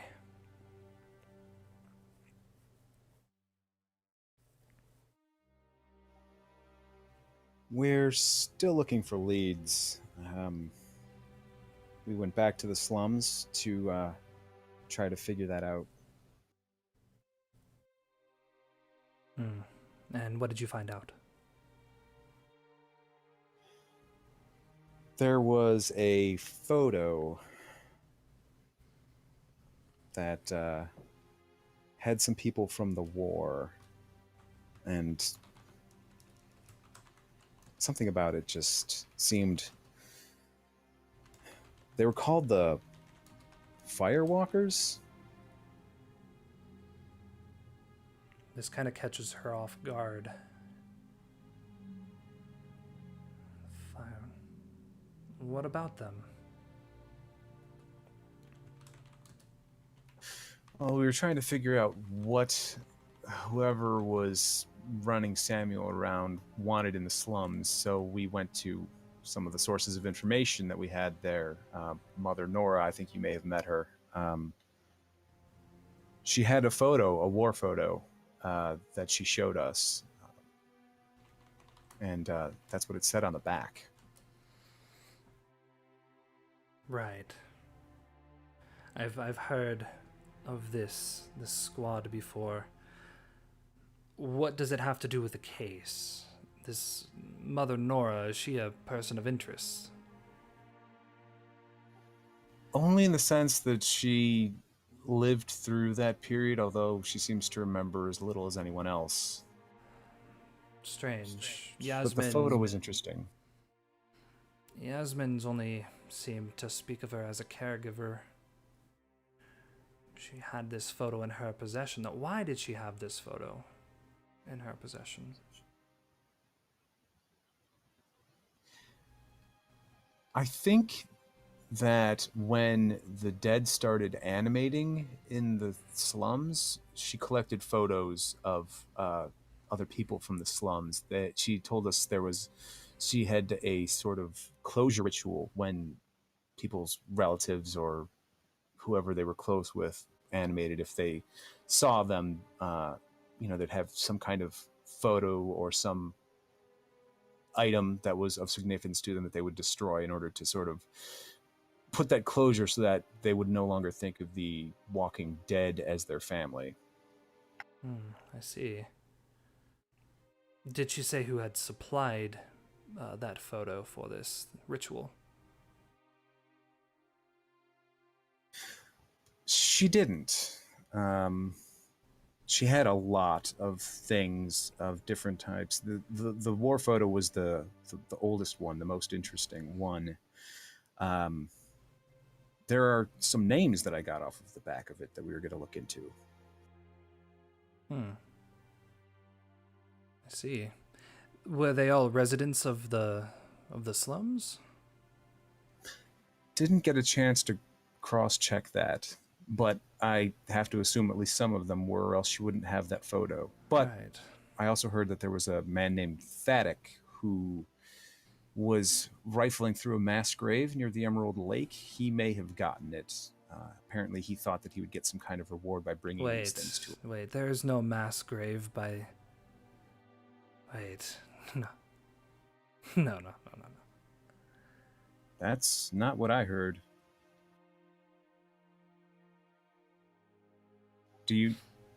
Are you telling me that there's no mass grave? Unless this man can breathe underwater, no, there is no mass grave.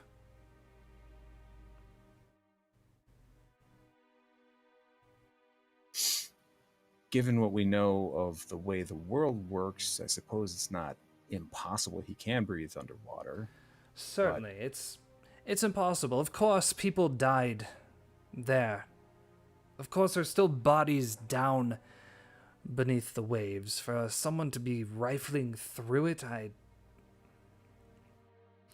what does he have to do with the case? Do you feel, is he involved in some way? You said he was the one that supplied. He supplied a lot of things to this Mother Nora, so it's possible that he got this photo from there. It also, I think, is worth noticing that the lake was. I need to remember this myself a little bit here. There was a cathedral or a church or something that was under the lake that was somehow connected to these stones. Right, yeah, the Saint Teresa de Avila church that everything went down into. Yeah, no, she's familiar with that church because all of the reports that the crew had originally done about it. It's not the same church that Mother Nora had mentioned. Her church is the one that Father Percival is at, the one that the keeper was in. That was the church she used to be a nun at.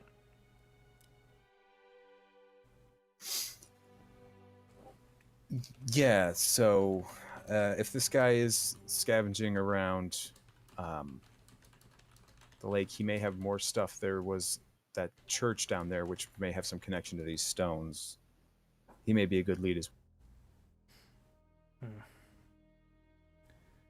These are all good. Do you still have that photograph? You said you have a list of names.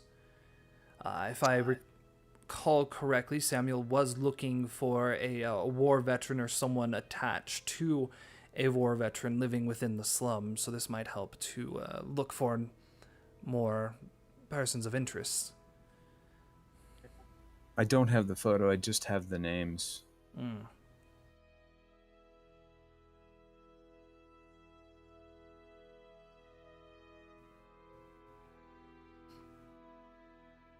Was there anyone on that photo that she identified as being linked or connected to anyone there?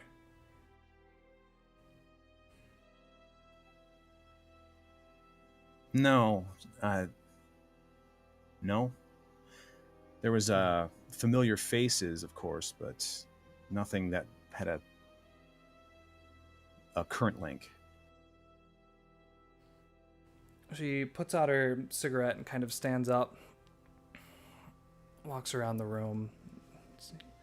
She reaches into her jacket, kind of brushes it back just so you can see this glinting long sword. And you've noticed that the sword's kind of changed, whereas sometimes it looks like small, like a short sword.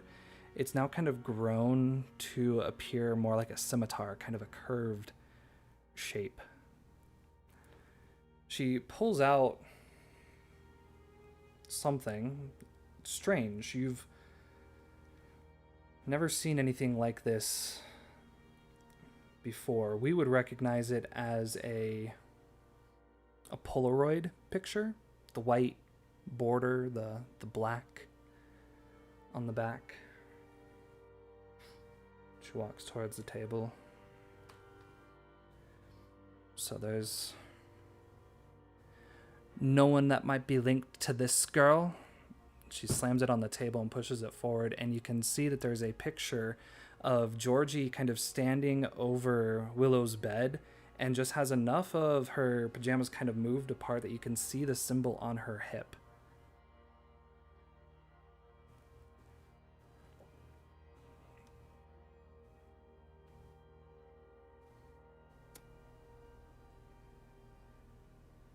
Dun, dun, dun. Shit.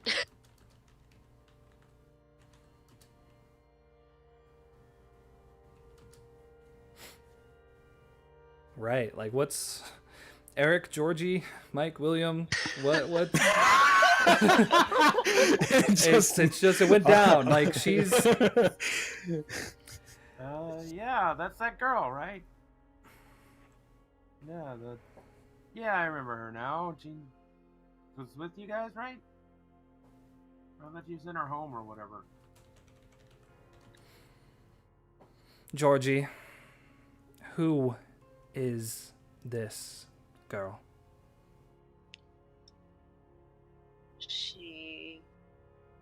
was my apprentice. She puts her hand on the hilt of her sword. Do not lie to me, girl. Who is this girl, and where is she? And I'm going to need you to face danger to either tell the truth or take a pressured 3 status. Your choice. It's just lose, isn't it? Alright, face danger.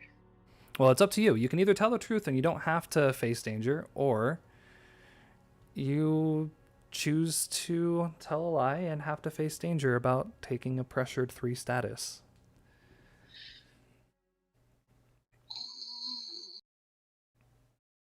Who is this girl and where can I find her?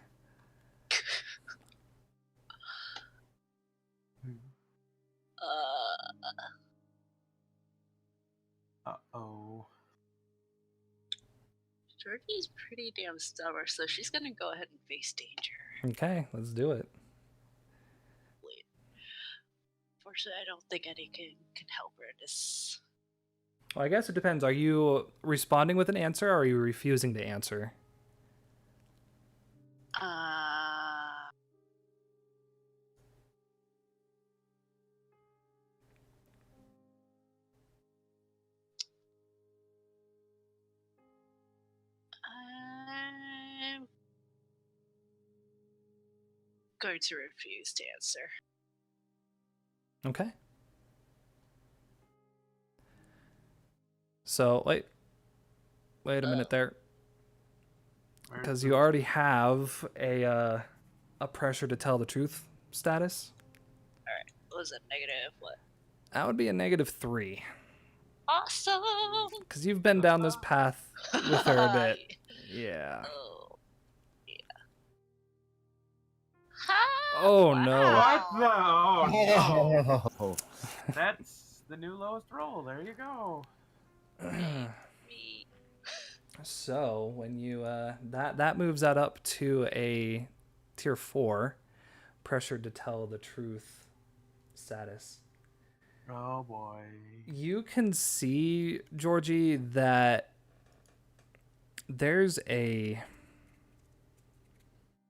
glint coming from that sword. It almost reminds you a bit of the coins of the casino. But you definitely get the feeling that you just really don't want to be touched by that sword. And not answering does not seem to really give you the opportunity to avoid something like that. So you're already pressured to tell the truth. I think Georgie needs to figure out, like, you're looking for the escape, right? That's who you are. You're trying to get out of here. This is a bad situation. You can feel like the truth slipping past your tongue. You're trying to hold it back, but you can feel it there. What do you want to do? There is not going to be a second question. You can feel the truth about to slip out. You can feel the danger in this room, and you look around, and the 2 gentlemen that have kind of been the protectors in the past are just sitting there sipping down whiskey and scotch.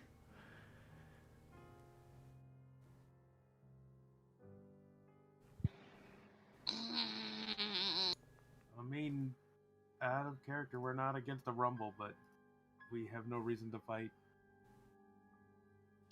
True, but You gotta give us a reason if you want us to help.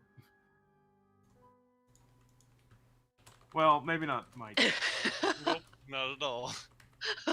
All you gotta do is say, "Hey, Mike, fight her," and he's like, "Okay, let's go."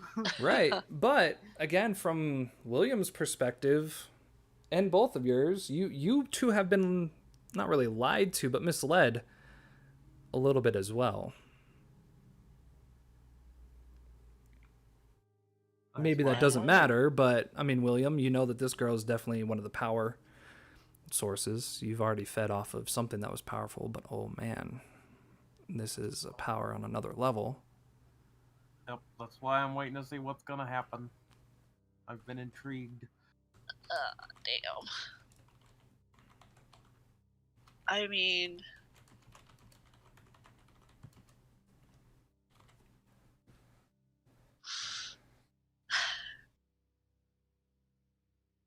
in a way, Georgie is self-serving, but what she's seeing in front of her, she also doesn't. It doesn't. What is it? It doesn't encourage her that this person would, like, she doesn't trust Talia anymore for wanting to kill her for this information. Like, what else would she do once she has the girl? Right. Uh,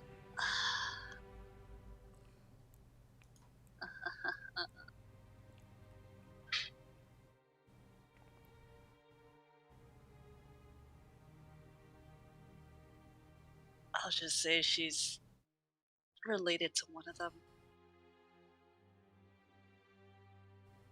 She knows somebody in the photo. Okay. That's what we were told. Her tension releases a bit. Good. That's a start. Georgie, I know you just want to protect this girl. There's nothing wrong with that. Do you really believe that she is safe where she's at? You've returned her home. That's what you said, right? That's what you said, William? They returned her home? Well, I assume home is where? Back in the slums? The same place that Samuel was hunting for her? Do you all truly believe that Samuel is the only one hunting? Now that the word is out that these individuals are there, Samuel's not alone in his search for that.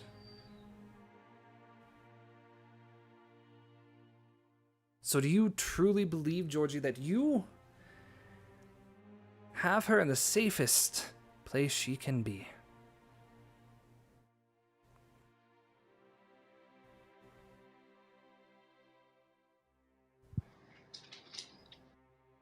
For the time being, I do.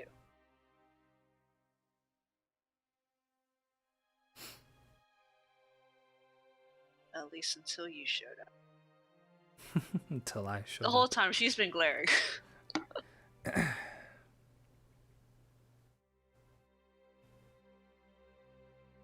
What reason would I have to harm this girl?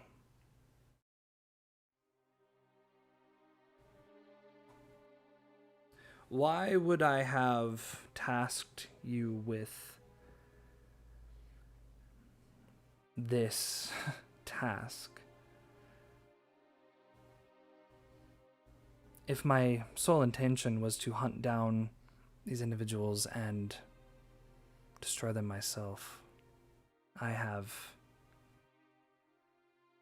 others that could have done this much quicker than you. No, I tasked you all because you understand what it means to be a civilian within this city. You're not driven by the powers that are within. Not all of you, at least. She kind of looks towards William.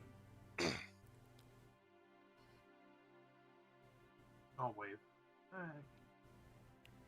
But trust has to go both ways, and I will say that the two of you have done very little to earn trust. I have given you access and knowledge well beyond many have in this city, and by doing so, I have made the Order vulnerable.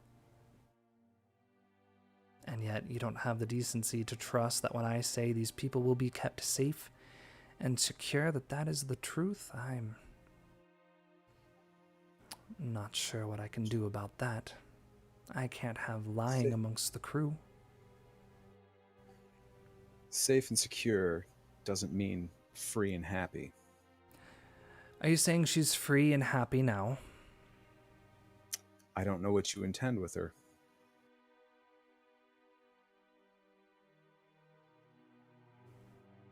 All right. So you need to see. Is that it? You need to witness. There is no trust here. I must trust that when I task you all, you will do your jobs, but when it comes to your handler, no, there can be no trust that when I say safe and secure, that is exactly what it means. No, that's fine. That's just fine. Frederica, I think it's time to, yes, schedule an appointment. I think it's time that the crew visited the home office.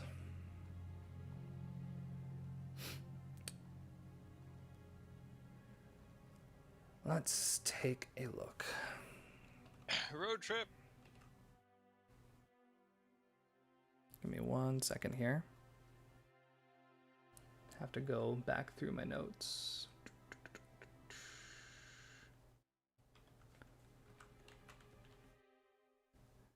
Is it you?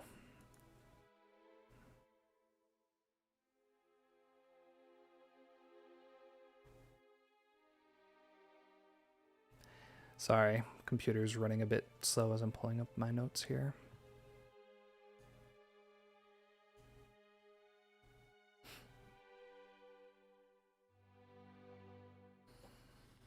Yes, Mrs. Isaac. I believe one of your old crew members already had an experience with her. Zonia is our community outreach, as it were, handling media and all that, but she can get you the access that you need. You want to see what will be done with these people? She will show you. Frederic, send a request for them to meet with her tomorrow morning. 10 o'clock work for you all? Good. Make it work. You don't have to worry about traveling. Stay home. We'll bring you there.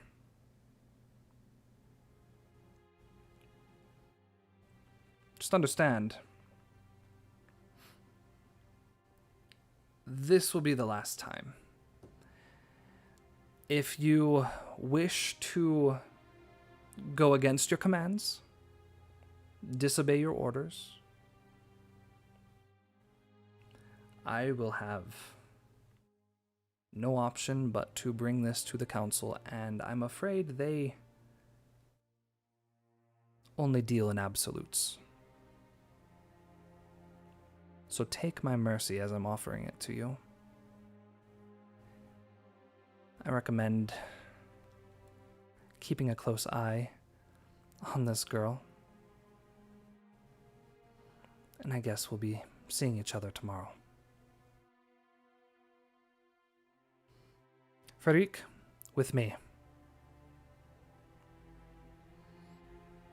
She walks by, looking over each of you. Frederic kind of walks out of the room. Close the door behind them. The tension fades a bit.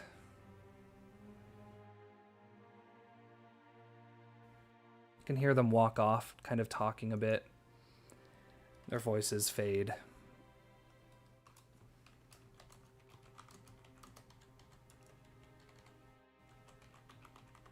Well, y'all gone done it now. I didn't do nothing. I wasn't talking about you.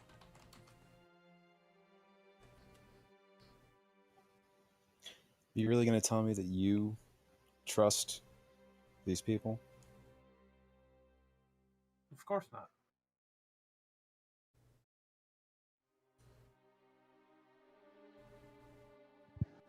Doesn't mean I'm going to openly challenge them. Well, it wasn't supposed to be open. I don't know how she Well, I guess we have an answer as to who was peeping in your window, Georgie. Yep. Meanwhile, my tea grew out of my cup. Can I pick up the Polaroid and see, like, WTF is this? Yeah, it brings you. So you all saw some weird stuff down in that lab, and it seems it may not have just been medicine that was brought back from the future.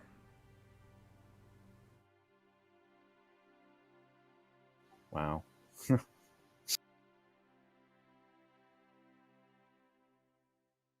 This is not a time. Seems to be a lot of that going around.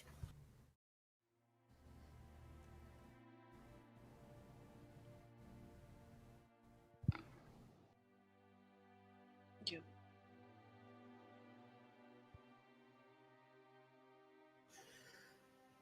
I tried.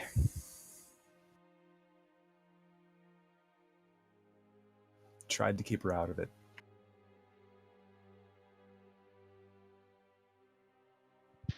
Almost worked. Thanks.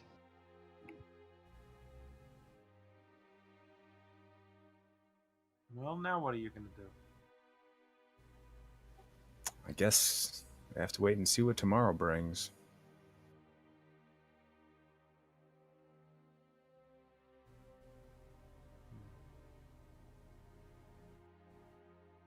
Does 10 o'clock not work for anybody else?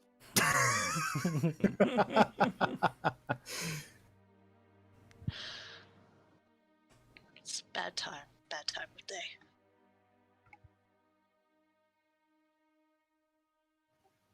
I'm gonna make sure that I'm not in the house at 10 o'clock. My family doesn't need to see that. Whatever they're gonna do.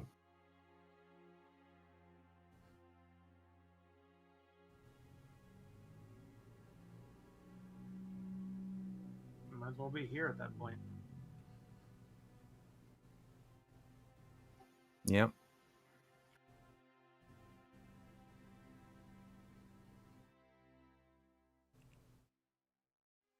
Looking at the Polaroid, the list of names. Eric, you're in the room. Frederick's not there. You have a bunch of people that are kind of on your side, but you have access to all of his notes and details. Yeah, I was thinking about that. Yeah, you know what I'm gonna do? I'm gonna. There's some kind of a ledger I seem to recall that he kept like records of people in. I am going to copy that down in the notebook that I have. That notebook is the most useful thing that I have ever put on a character ever. Yeah. But yeah, I'm copying down names and stuff, and I don't even care if everybody's looking at me while I'm doing it, as long as Frederic and Talia are not nearby. I'm just scribbling all that stuff down. Is anyone else watching? Or care, I guess? Actually, I have a big old drink with me as I'm doing it. Oh, yeah. It's basically a fuck the police kind of moment. Rebellion. If anybody is looking at me as I'm doing this, Eric is just going to say insurance policy. So, basically, not to get super meta, but Frederick's ledger is basically my calendar of events on here. It goes through every single day that the crew is spent together, going all the way back to the beginning. So obviously it details kind of the founding of the crew, with the members of William, Mike, and Levi. They were the first three. It starts off in their investigation. It goes through the whole case. Additional members join in. You have Timothy S. Cratchit, the doctor, that joins in. You have this Calvin individual that comes in. You have an Ember Clement that joins. You have a Blanche, obviously, that you all remember, and then all of your names. It details all of their reports that they provided to them. It talks about the bodies that were found. It talks about the investigation of the blueprints of this church. It talks about the battle at the church, 200 men that Mike destroyed in a great battle with a large beast and a single chord of Levi's guitar destroying this creature. It goes through the cleanup of the lake, how the Order basically manipulated the media to come up with this broken dam story. It talks about the investigation, everything that you've gone through. His personal ledger goes through all of that, but it also has a lot of his personal notes, and you note it. He's really good at tracking personality quirks. Were you happy? Were you upset? Was there tension? Did you seem to be having outside of work, personal life problems? It details William, being a father. It goes through the changes of your personalities. They seem to be more powerful or not. It tracks the weather from day to day, how many times you went to the pit, how often you were supplying reports.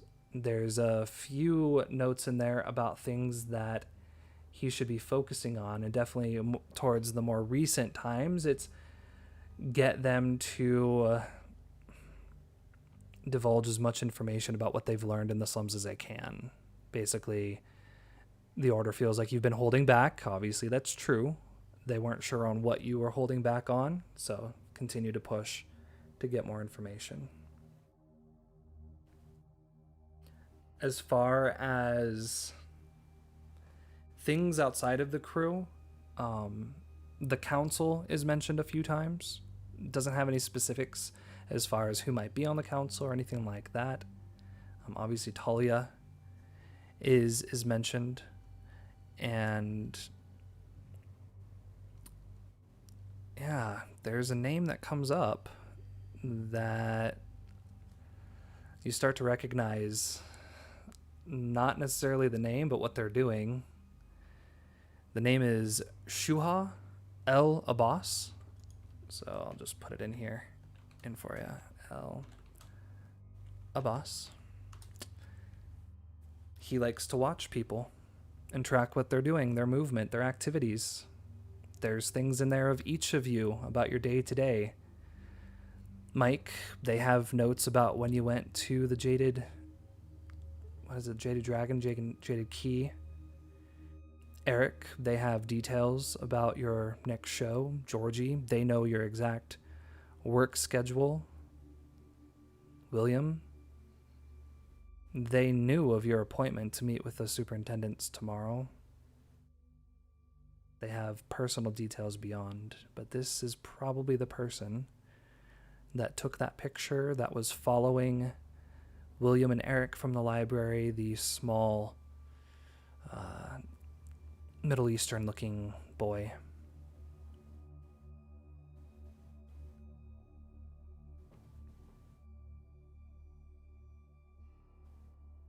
No, that explains it a lot.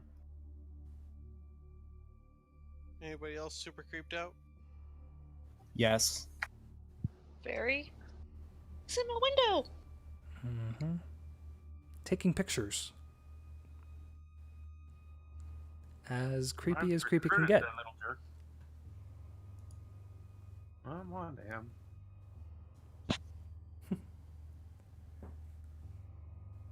Wait, I thought I was the one in the window. No, that too. There was two windows. Oh no, never mind. It wasn't that night. Never mind. That was a different night. That's why it broke. What the you heck? weakened you weakened the shades a bit. I think what you're learning is that, again, the council deals in absolutes, right? The absolute for the original case was to figure out what was causing these, basically fight the monster. That was the original thing. Find the monster, fight the monster, destroy the monster. Unfortunately, you all bungled that a bit. So then it was cover it up. That was their absolute. Cover it up. Make it not real. Then it was, again, fight the monster, destroy the monster. You know, you have to go after the opium dealer, the minotaur in the halls, and then this case. But you are nothing more than tools, objects to be used. They have details about the powers you've been witnessed using. The things that they have about your personality is only to get an understanding of how they can use you better. It's very much like you're being tracked as spec ops military, but you never enlisted. You're a part of this order, but they never told you exactly how much of your personal life was going to be detailed and recorded.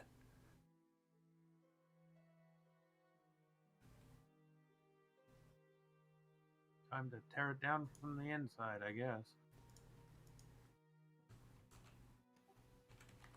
I knew there was no good reason to trust these people. Right.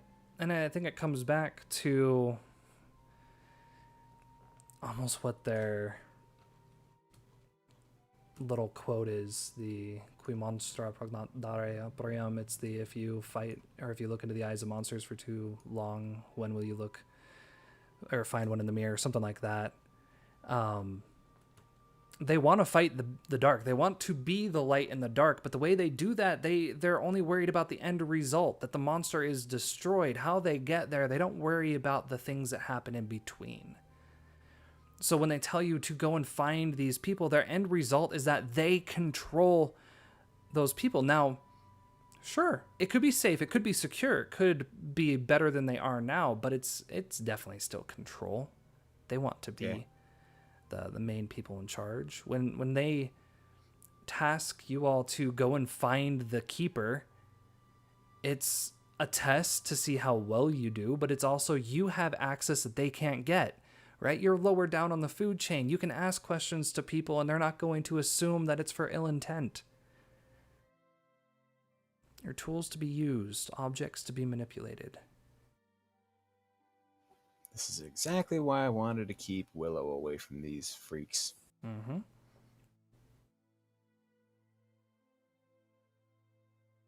And they obviously have access and power well beyond Talia. Talia's fairly low on the food chain. She's your handler, but she has bosses.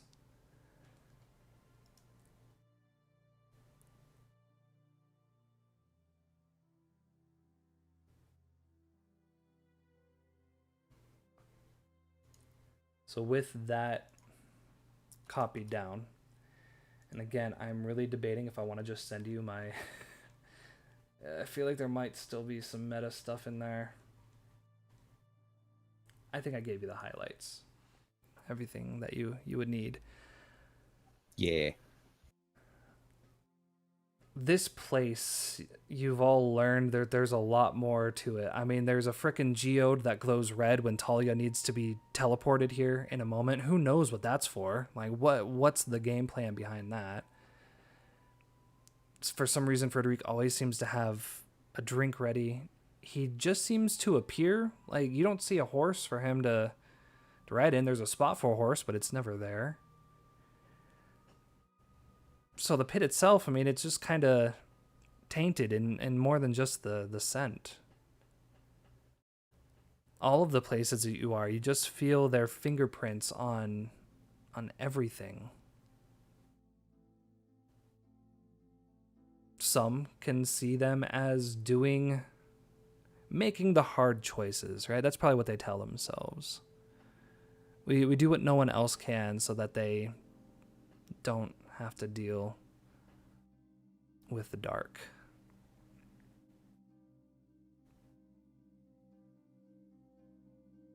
I mean, for William and Mike, reading through all of this stuff, I mean, you guys have been with the order the longest. You are both the ones that Talia has taken hair from for still unknown reasons. You've been manipulated. I think, William, you're working here because you were forced to, not by choice, but because you had to. Seeing that someone is using you in this way, like that your life is not truly just your own, that there's always someone watching. What's going on with you two? What's the thoughts with the elders?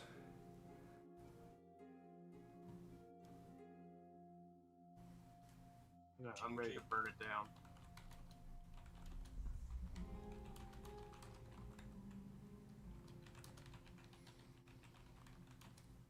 We been controlled long enough. I think it's time we just kind of end that whole situation. Yeah.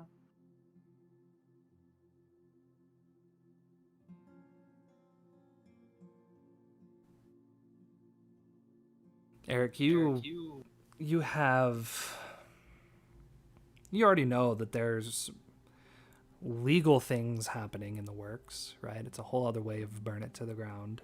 And obviously the information you have here can supply that fuller. But you also...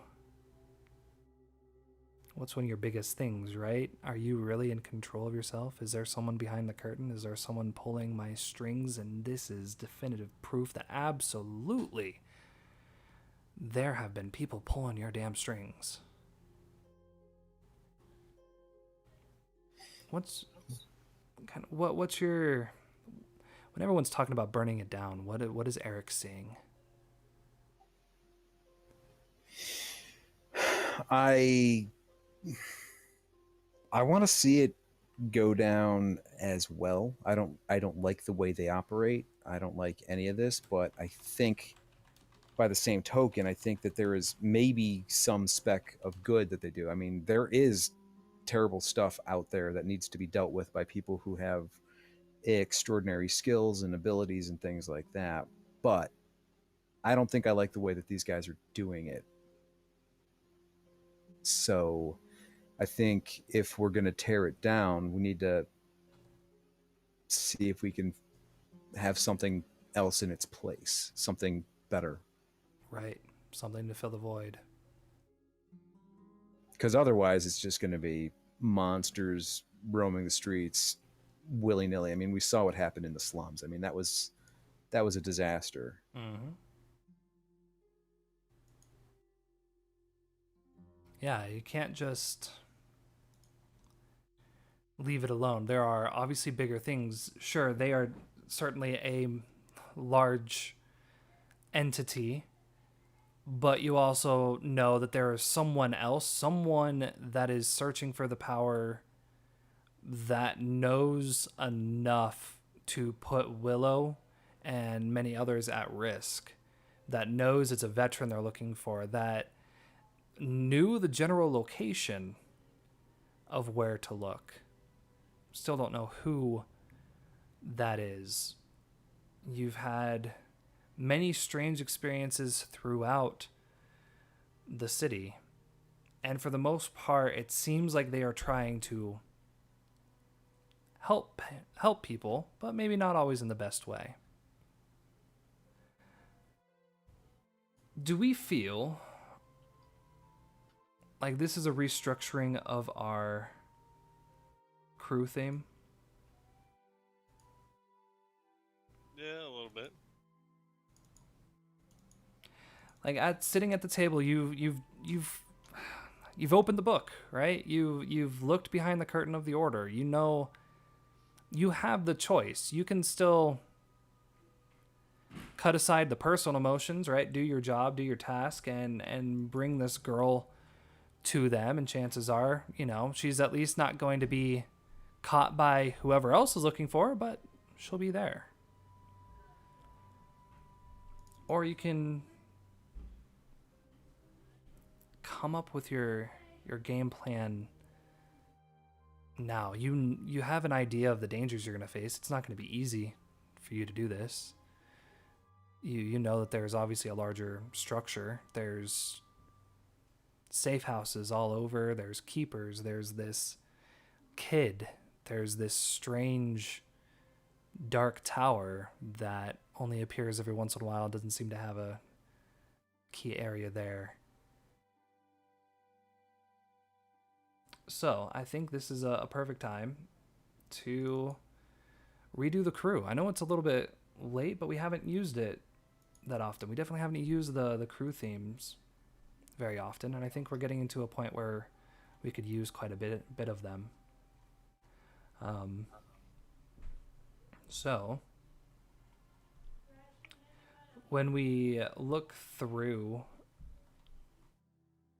we can either build our own crew theme, or there's kind of a list of the quick ones. You're obviously no longer simply the fighters of evil. What do you have now? Yeah, you're obviously not the order anymore. But in a way, you still are the Reaper soldiers. Do you feel like that's changing? Are you, in a way, a squad of your own? Or are you now all in here for individual reasons? Like, do you feel like you all have understanding amongst each other of, like, we're about to take a big step in a different direction? Is everybody on board?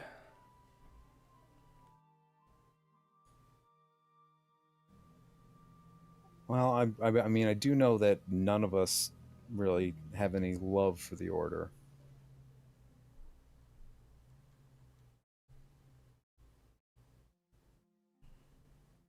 I don't know. Are we all?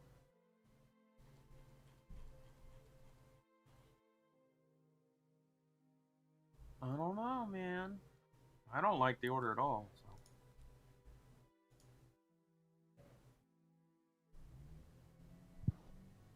Well, she put a blade to me, so not a big fan of her or what she represents. Not to you. She still had it holstered in her. Yeah, she still had it Well, holstered, but close enough. She was threatening to. yeah. Well, yeah. That whole kind of intent, I suppose, threat of intent. No thanks. So we are kind of our own, like, individual squad. Right. But I think if I, you know, I mean, if I'm understanding everything right, like, we all kind of know that we can't just do what we want here. We gotta try to. I mean, William even said, you know, tear it down from the inside. Right. And you just learned that you would have access to someone that you have never learned about, the community outreach. So you do have that kind of access into the tower for the first time. So as far as the I mean, as the concept itself, it's really changing the power tag and probably changing the mystery and identity. I don't think we have to necessarily change the theme itself. You're still together. Still keep obviously the improvements, and honestly, maybe the weakness in over our heads could absolutely still play a part. I would say so. But as far as the Order, the kids, Underworld reputation, the Order badge, and maybe even the enemy must never prevail, that could still be your identity. It's just your enemy's different now. You know, your enemy is the Order. I agree. Okay. So we'll keep the Order badge unless you all decide to burn that, because that's a physical item that you have.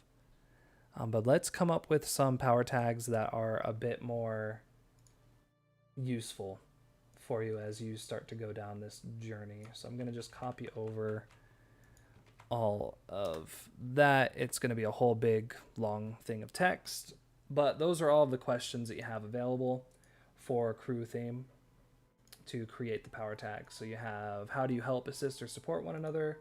Where do you meet, work, rest, or prepare for action? What have you learned to do well together? Who is guiding, backing, or assisting your operation? How do you get around? What environments or situations are you most comfortable in? What special sources of information do you have? What sort of reputation or name have you made for yourselves? What approach or tactic do you share in tackling challenges? And what kind of special gear, resource, or power is at your disposal?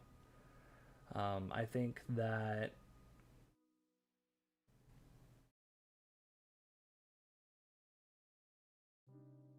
it's going to probably be important to do the where do you meet, work, or rest, or prepare for action. Maybe getting an idea of what's the safe place.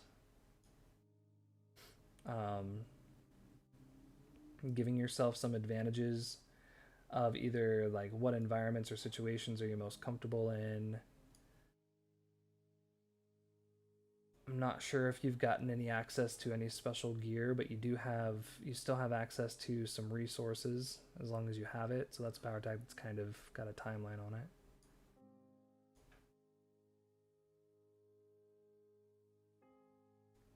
What approach or tactic do you share in tackling challenges? That could be an interesting one as a group. What do you feel is going to give you the most advantage when going into situations?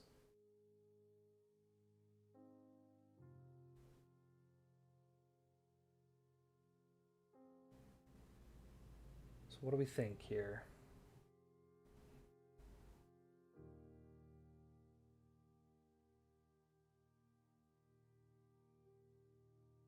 Everybody don't speak at once.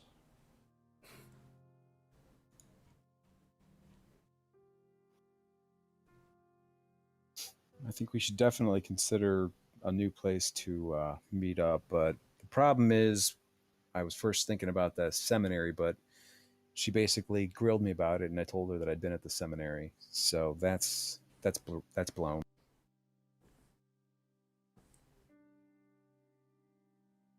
Right. We could, It's yeah. yeah, it's when it comes to the safe houses, obviously they are attached to that. Now you all have your own method, so it's possible you might be able to protect it.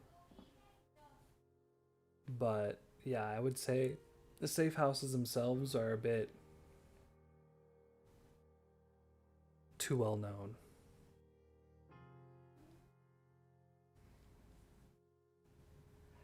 And maybe it's not, maybe you don't know like where you're going to work. Maybe that's the thing, is you're going to have to figure that out. And maybe this is something we take some time to think about too. I don't think we have to necessarily get through this tonight. I would say the next point here, right, is going to be a big jumping off point. We're basically taking who we are and what we stood for and changing. We're still who we are and what we stand for, but we're no longer supporting the order. We're doing it as just ourselves and what that means. So what I can do is we can continue this conversation in Discord. Maybe take a couple days to really think about, okay, what all has changed between when we started our little crew, us four, to now. What do we get to keep from our experience in the order, and what's going to be our advantage to go up against them, but not just them, anyone else, right? Because they're just one problem amongst a series of other problems. But as we all kind of sit in the pit and think about this again, we see, I think it's strange, the fact that there's no Frederic there. The light's a little bit brighter. Everyone's a bit more somber. the place just looks different. It has the look that this is probably one of the last times we see the crew in this place. Goodness, my kids are super loud out there. It's party time. No more school. Right.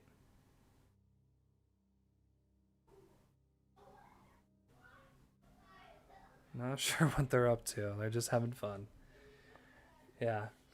But yeah, with that, I think what we'll do is from here, because the next stage is obviously much larger, we have to, it'll help me to get in a decision now.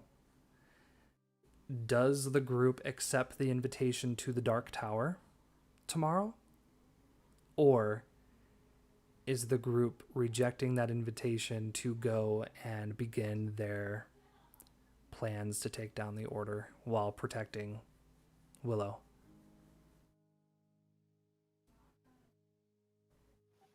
I definitely want to go, even though I don't know if anything good is going to happen there, but it'll give me more of an idea of what we're dealing with.